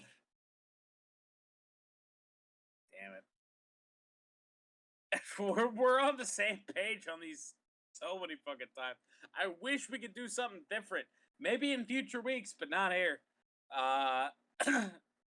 Bills are on a downward trend. Bucks getting back to what they should be. Give me Tampa. That Bucks defense still isn't great, but yeah. Last of the 4 o'clock slate, whatever the fuck this game is. Niners at 6-6, taking on the Cincinnati Bengals at 7-5. Bengals minus 1.5. I'm gonna go out and say this: the Chargers are better than San Francisco. Yes. I can't take San Francisco. I can't. I don't really know if I can take Cincinnati, but I'm going to at 1.5. Meaning the Bengals essentially just have to win this game. It's not quite a true pick'em, but I can't take San Francisco. Give me the Bengals. This is gonna be one of the ones that I differ solely on principle because I have to catch up in the picks somehow. Fair. I will take the Niners. I feel like they get back on track. Bengals just laid a goddamn egg, but against a team that's so freaky good. I mean, it's fair. I'll take the Niners. It is fair. I honestly, to win, you're not giving me enough points to do anything else. It is what it is. Niners for me. NFC North matchup. The Bears are on the road. They travel to the frozen tundra of Lambeau Field. But the Bears are plus 12.5 against the Packers. Justin Fields is reportedly back. It hasn't mattered much for the Bears this year. That Bears offensive line is terrible. This is Sunday Night Football. This game is on Sunday night. Wow. The Bears are terrible. I can't take the Bears. Give me Chicago. Even with 12.5, I could see Chicago winning by 2 touchdowns. Or give me Green Bay. I can't take the Bears. Give me Green Bay. Holy shit. I can't take Chicago. which means I can't take the Bears. So give me Green Bay. This is another one where I will take the points. Okay. I'm gonna say maybe a 10-point win. That's a fair, very possible thing. It's gonna take the points, try to make up some ground in these NFL picks. I'm taking Green Bay, even though since I did not make that very clear because my brain quit for a minute, I'm taking Green Bay. Fair enough. And finally, Monday Night Football, the Rams and the Cardinals, big time game in the NFC West. Cardinals, the best team out there this season. Rams need to bounce back. If they can get this win on the road, it would be huge. Cardinals are -2.5 at home, however. It's difficult to win on the road. Yep. So that reason alone is why I'm taking the Cardinals. The Cardinals are a phenomenal team. At 2.5, I could see them winning by. I mean, they're gonna win by more if they win. So, give me Arizona. Both teams need this game. Arizona looked like Arizona a week ago. But Stafford and all the crew need to look like what they were brought together to do next week. I'm on the Rams. I'm going to regret it. On the Rams. That means. And the few points. That means then, if on the 4 that we differentiate, you're right, on all 4 of those, we'll be tied. I would be shocked if that happened. Those are the picks, ladies and gentlemen. It is time for Champ and Chump of the Week. Do you want to go first? Should I waste any time? And there's not even any sort of doubt. Michigan football, Jim Harbaugh, man, it's the way that this team has the way this season has gone, and just the odds of it even happening at the start of this year. What else am I supposed to do? Big Ten champions. Something I wasn't sure I'd ever see under Jim Harbaugh at times, but that's fair enough. That's where I'm at right now, and it's just I still don't believe it. Like, it still feels like a dream to me, but like, because I started really following in and digging into Michigan football at the tail end of the Lloyd Carr era. So after we last won the Big Ten, this is the first time. I mean, you got to remember, I'm 26. Like, at that time, I would have been like, I don't know, 12 years old. 2004, so yeah. Oh, no. 2004, I was 9. Or yeah. Last time they won the Big Ten, they won the Big Ten, I was 9. But the tail end of the Lloyd Carr era, like, I was low teen, everything. Yeah, somewhere around there. It's been a long time of being with this team. I mean, I was always a Michigan fan growing up, and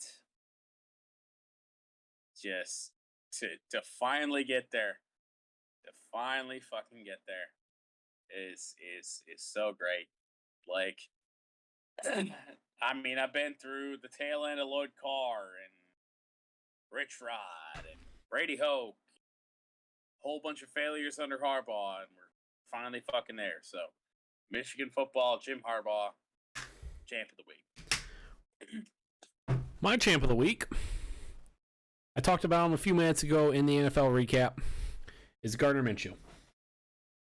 Hey, good one. Especially that video he had with his dad after the Philadelphia New York Jets game, how can you not root for the guy? He's a solid guy who just wasted a few years of his career in Jacksonville, and he just got the short end of the stick with a new regime. I do not think Urban Meyer moving on from Gardner Minshew is a thing against either of Urban Meyer's decision making or Gardner Minshew as a player. I think it was just Urban Meyer had to move on. I don't think if Gardner Minshew stayed at Jacksonville, if Jacksonville wins more games than they have this year. I'm pretty confident they don't. Gardner Minshew, he's a hard guy to root against, so he is my champ of the week. He's just a likable guy. Fun to watch. He's got a great personality. Intense guy. I like the guy. He loves the game of football. So yeah, for sure. Your chump of the week.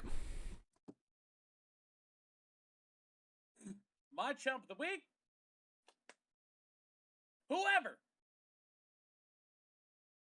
Whatever. Piece of motherfucking shit. And I think I know who it is, but I'm not going to say their name because I'm not 100% sure. Is in charge of the Nashville Predators Twitter account. Oh God, what happened? I missed this. This happened last night. I gotta go see this. You can't. Oh. It's since been deleted, if that tells you anything. Oh no. Oh no.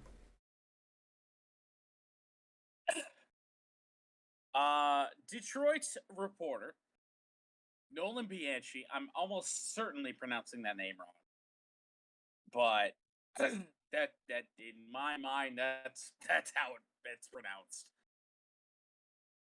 After the Detroit Red Wings lost to the Nashville Predators last night and had all sorts of dirty shit, including a hit that hurt Mo Sider last night. Thank God he was skating today. Should be good to go for the next game.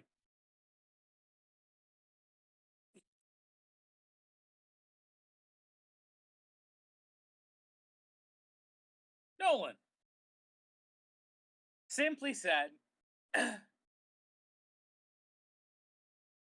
I'm paraphrasing, that Nashville rhymes with Trashville. Okay? Right? Okay. Fair enough. Fair.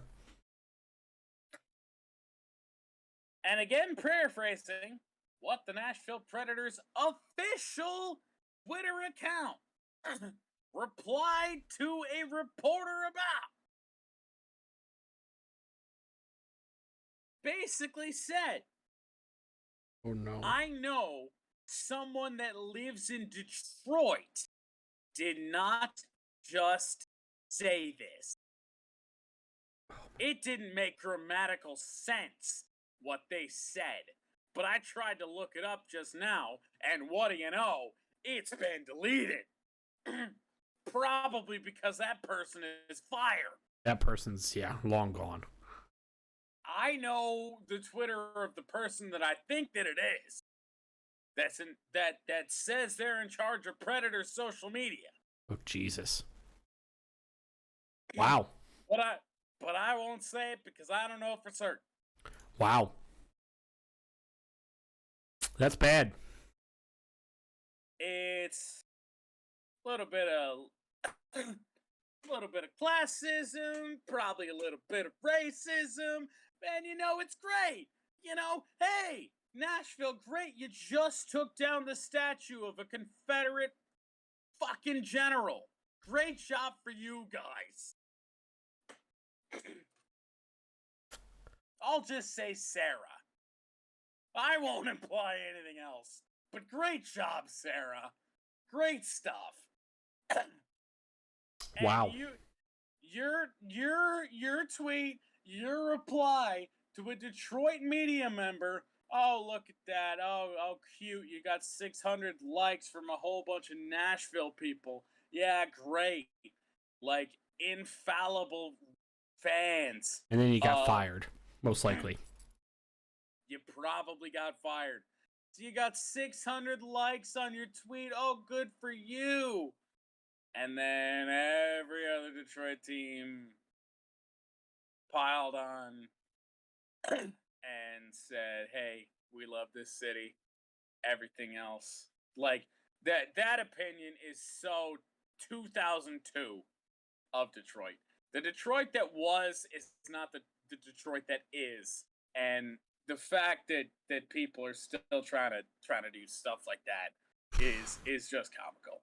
So, Sarah, hope you enjoy LinkedIn. Update that resume, girl.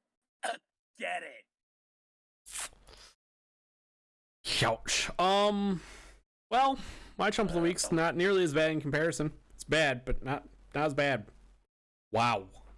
A late edition. Yeah. Less than 24 hours ago. Wow. And, So, yeah, I had several. imagine someone from Detroit saying that. Oh, great. Yikes. Ugh. Yeah. I mean, I don't know if it's quite as bad as the Cleveland Indians Detroit's bankrupt chant. That was But bad. That was bad. It's getting there because that's got so many levels to it. But it might be worse. It's probably gonna stick around longer, so it might just be worse. Yeah. So, my chump of the week, I had several candidates. I had Ryan Day, and I talked about why he could have been on this segment for just letting Quinn Ewers walk. And more or less, in my opinion, not great treatment of Quinn Ewers. Fair. Things you don't say about a kid who enters your program a year early, and you don't go up to the national he didn't say it to national media, but at Ohio State, everything a coach says to any media becomes national media. For sure.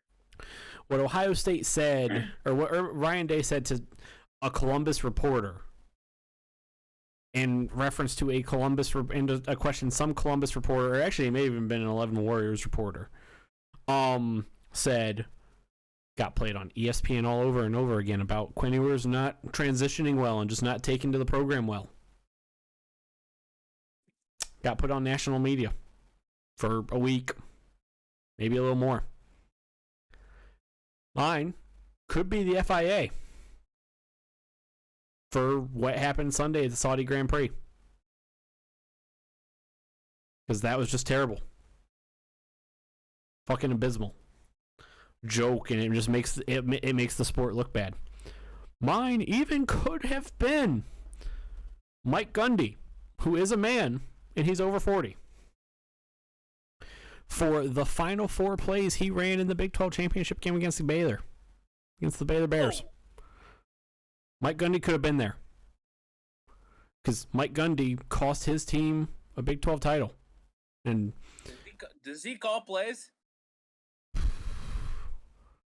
I don't know if he does. Oklahoma State, rather. Oklahoma State, definitely. That was comical. Oklahoma State's offensive coordinator, or Mike Gundy, whoever calls their plays. How you doing, Evo? For just a few minutes, we're getting ready to wrap the show up anyway. Good to see you, though, brother. What the hell are you doing up? It's 12 a.m. here, and he has to go to work, I guess. I know, but like I feel like it's early there too. 6 a.m. I think. Gross. However, go back to bed. Mine. Terrible advice. Don't do that. Yeah, go to work instead. My jump of the week. The College Football Playoff Committee. The Big 12 representative for the College Football Playoff Committee, Bob Bowlesby, who also happens to be the Big 12 commissioner, comes out and says on Saturday, in the middle of conference championship week, of conference championship Saturday, comes out and says, yeah, a playoff expansion's in jeopardy right now. I got some words for those the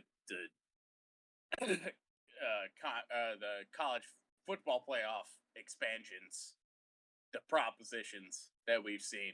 I got some words for those. We will talk about those in a later show. Basically. Because not today. Nope.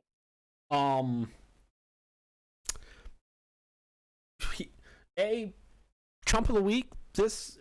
The whole committee as a whole is chump of the week for this, and then Bob Bowlesby even more so. You don't fucking say this on Conference Championship Saturday.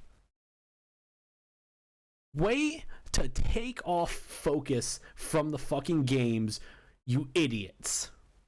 What was the exact quote again? And I don't know, the article I read did not talk about why this was brought up. He said, the college football playoff expansion as soon as the 2024 season is in some jeopardy if agreements are not reached. And then he even went on to say, even for logistical reasons, it's in jeopardy at this point. First off, the reporter who asked this question, or whoever said this to lead into this answer, you're also a chump. This is something that does not get brought up on Conference Championship Saturday. This is something that should not be talked about during the season. I do believe this should have been solved before the season, and it's not hard. You want to know why it's not hard? I can tell you right now why it's not hard if you go to an 8-team expansion. I can tell you right fucking now why it's not hard if you go to an 8-team expansion.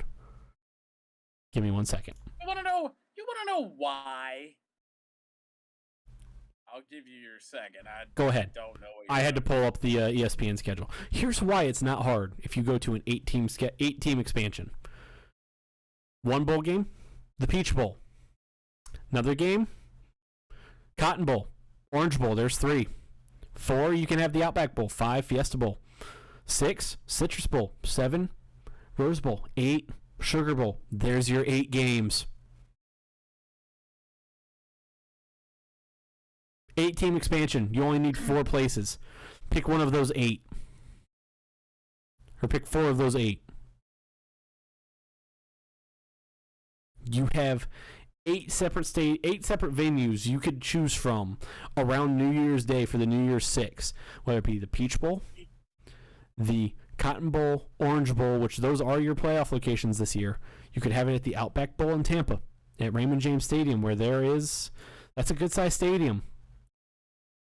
I would say 66,000 people. Almost like the Tampa Bay Buccaneers play there. Yeah.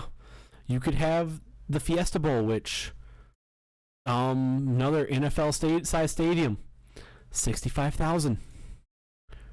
You can have it at the Rose Bowl, which is a huge place. We all know this. You could have it at the Sugar Bowl in the Superdome, where they fit 73,000. They've had college football semifinals at the Sugar Bowl too. I've just named off. I would assume college football finals at the Superdome. Have they had one?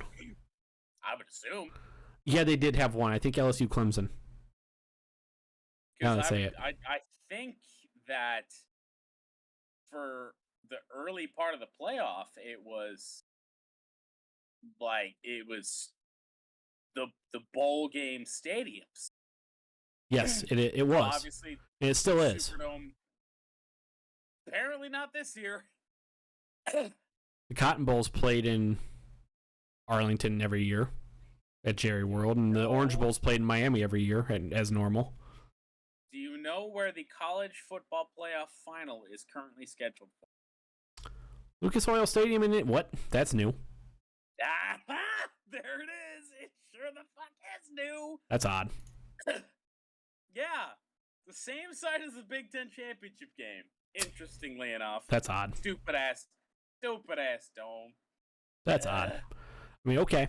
But right there, 8 places you could pick from for your 8-team playoff, your 4-game playoff.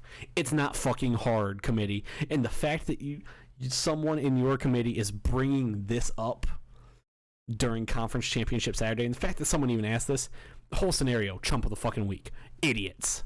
Was it someone? I didn't press this button at all today, so I'm pressing it now. Loser. Again. And again and again and again and again. Loser. Loser. Loser. Loser. Loser. Have you pressed the Loser. button enough times? Several times.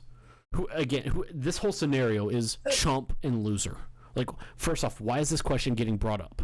Secondly, why are you talking about this? Third, Were they Notre Dame media? no, because this happened at the Big 12 Championship, so I doubt it.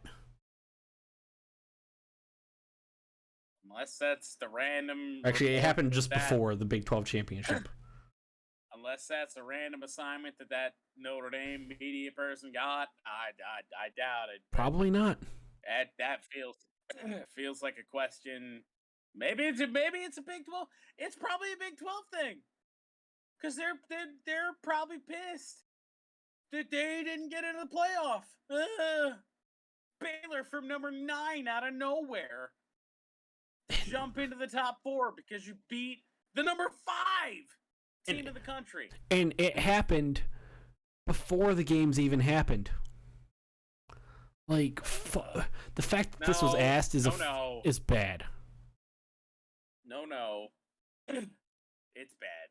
It's bad. Like, there's no defending this. The fact that it was brought up and asked by a reporter, fucking terrible. The fact that this committee member chose to talk about it, fucking disgraceful. The fact that we're sitting here, you're coming up, let's be honest, calling it logistical reasons when I just named off 8 places that you could play. Yeah. This whole scenario is a disgrace. Get off your fucking ass, committee. The fact that the way the committee just went about it this year with Gary Balta, it's not like it's like fine wine. Doing this whole scenario is like fine wine or a fine cup of coffee or whatever the fuck he described it as.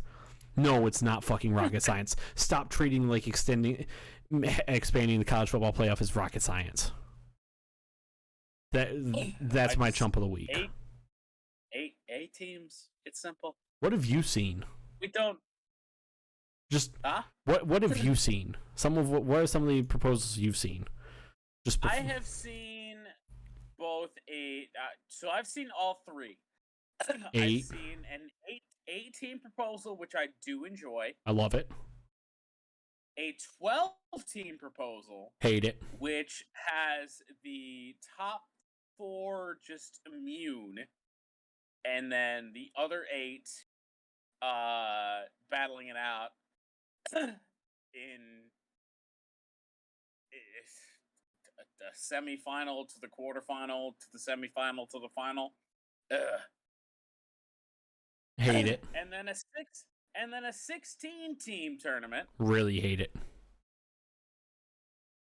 That also had the same sort of sentiment. It really said 8-team made the most sense.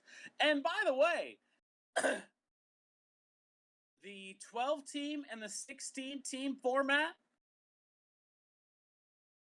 were guaranteed to give us a rematch between either Ohio State and Michigan, because they use teams. This current ranking and everything forward, like from 1 to 4, 1 to 8, 1 to 12, 1 to 16, to explain this all out.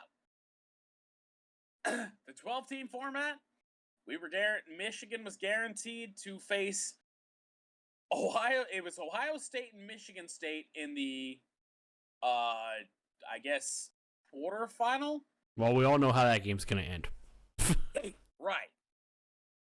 Most likely. So then, no matter what happens, we have a rematch once again with Michigan and Ohio State to go to the semifinal. It's fucking ridiculous. That's disgraceful. 8 teams it's easy. I think everybody can agree, other than the committee. 8 is the max that I ever wanted. We don't need 16. No, it's not Division II. Especially in college football. Like, there's the difference between the top and the mid and the bottom of the top 25 is so much. It's so I want to go here. I want to look at one thing. I want to look at the top 8. I want to look at the top 16. I'm sorry.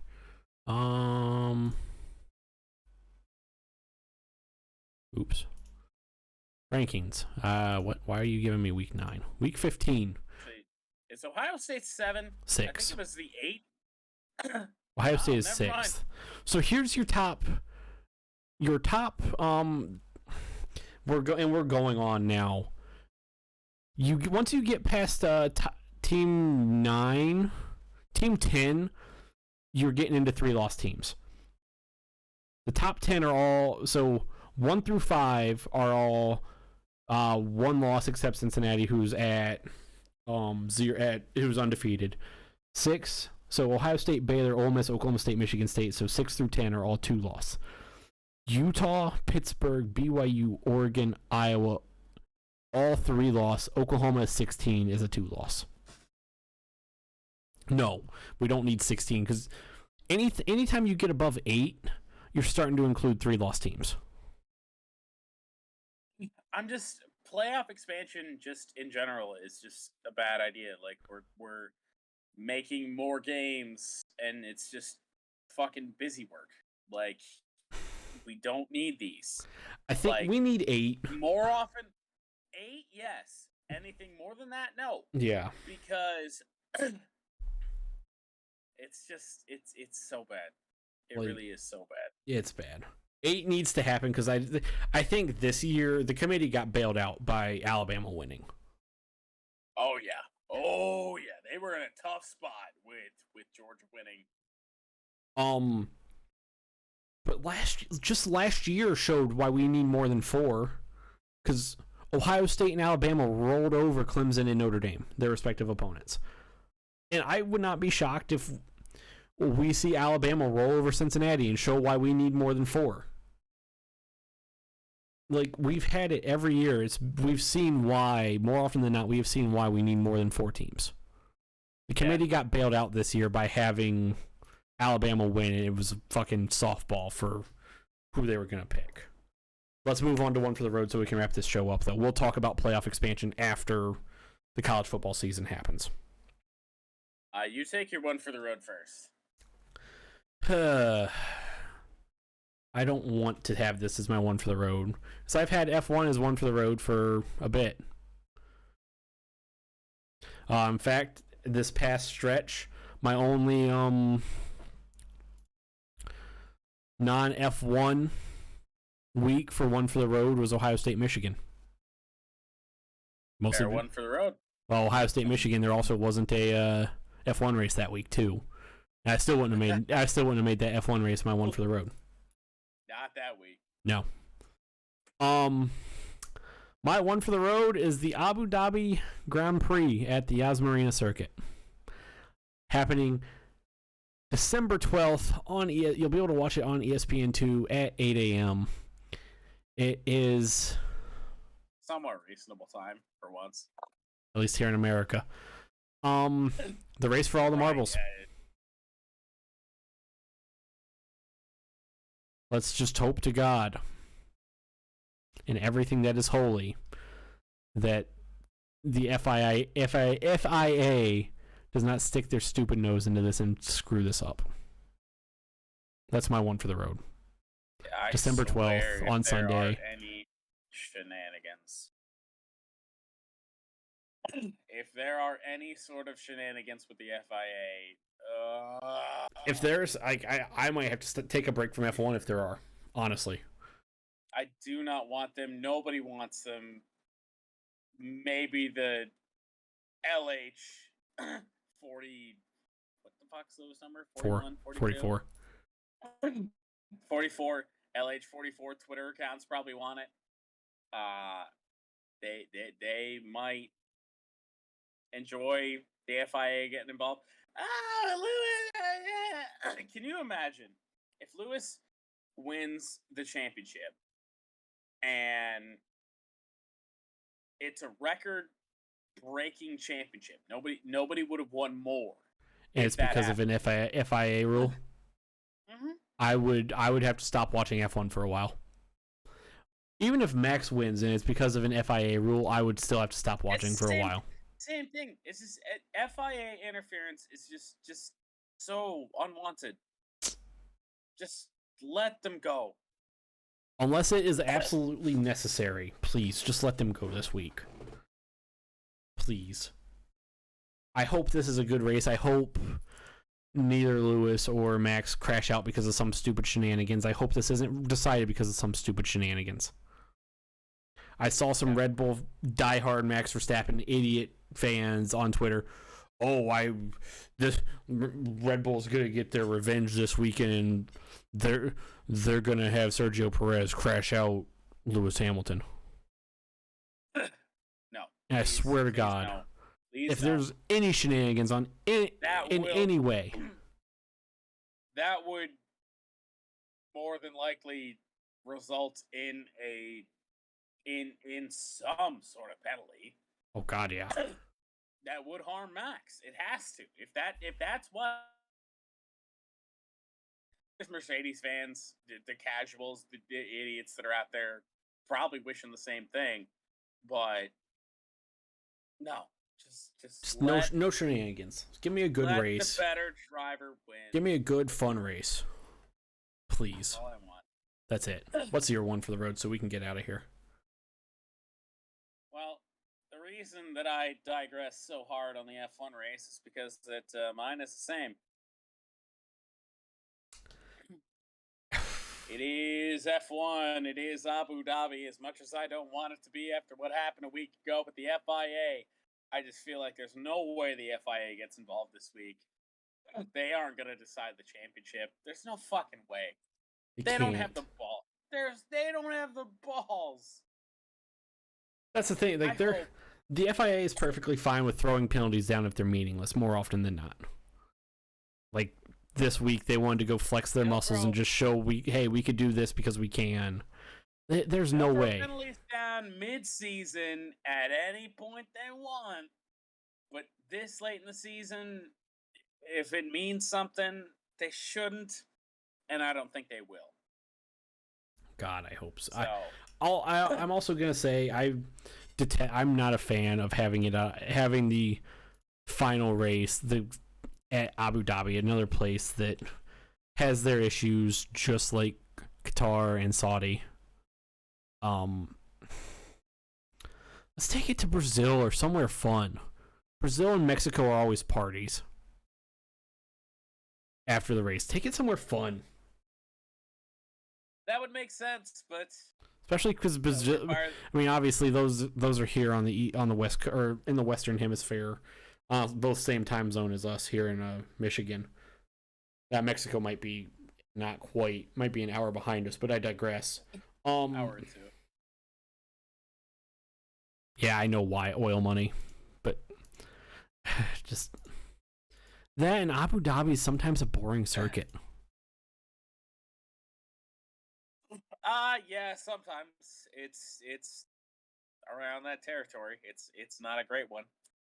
I don't think it should be deciding a championship, but give me Brazil or Mexico to decide a championship. I'm in the same way with NASCAR. NASCAR shouldn't be deciding their championship in Phoenix. That is true. Alrighty, that's our one for the road. That was pretty simple. That's the show. Episode 15. It is. Went about probably 45 minutes longer than I thought we were going to go, but we had a combined 12 stupid people saying stupid things. We're probably not going to have that many next week. And even if we do, we have a lot less to talk about next week. Unless we get nuked with news. Whatsoever. One college game. No college whatsoever. Yeah, I mean, and that. I mean, it might be simple, it might not. You never know with this game. No college picks next week, I don't think. Actually, that's a lie. We might have starting bowl games next week. Nope. We are free of bowl games next week. Are we really? Hey, sweet. Not till the week after. When are the first set of bowl games? Bowl games start the 17th. So yeah, we will have bowl games next week then. Next Wednesday. Today's the 9th. Wednesday. I guess we will have picks. We don't have bowl games in between now. Yep, you're right. Yeah, we'll have, if bowl games start the 17th, we'll have some bowl games to pick. Not many, though. We have like 5, if I remember correctly. That's not bad. We'll get it figured out by then. So, with that being said, that's the show. Jordan, any final thoughts other than fuck Dan Snyder? Oh, always fuck Dan Snyder. Yeah. That's why I threw that in there, too. Yeah, just nothing. I mean, I am still very, very happy that my Michigan Wolverines finally did the thing. MSU fans, you are the only people that do the whole Walmart Wolverine routine in any sort of fan base and any sort of rivalry. So maybe just stop, please. Yeah, I've never understood that. Like, Ohio State fans don't do that with Michigan that I know of. It's just a fun term for them to use. Oh, what starts with W? Walmart. What also starts with W? Wolverines. Oh yeah, let's fucking do it. It's funny because so there was a Twitter account, Swanky Wolverine, on Twitter, who said, "Look, I graduated from the University of Michigan, and I attended the University of Michigan for 4 years. Okay. I have never understood any sort of gatekeeping as to who and or what can be a fan of a program. Yeah, like, I don't look, get it. I was born and raised a Michigan fan.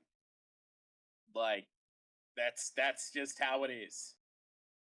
And, you know, there's so many people who spew Walmart Wolverine and went to Grand Valley. Like, it's just comical. Yeah. Yeah.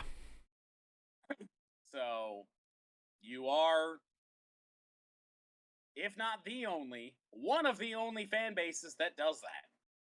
So, hey, Spartan fans, maybe get over it. Come up with something better, at least. Jesus. Like, come up with anything better. That's all they've had. All they got. So yeah, that's the show. I have nothing to say other than fuck Dan Snyder. That's been a running thing on this show for a few weeks now. And it'll probably be a running show on this thing on this show for a while. So with that being said, thank you for making us part of your Wednesday evening into Thursday morning, wherever you may be watching and or listening from, and however you may be watching and or listening. We will see you all on Friday for Backdoor Cover. And Gonna then be a doozy. That's gonna be a fun one. Might be a short one because probably gonna be a short one. Bad beats. Just hold your butts. oh boy. There's only 2, but they're brutal. Whew. So yeah. There's only 2 right now. Yeah, I was saying we still got a little bit of time. So yeah, that's the show. So until next time. Peace out. Stay classy. And see ya.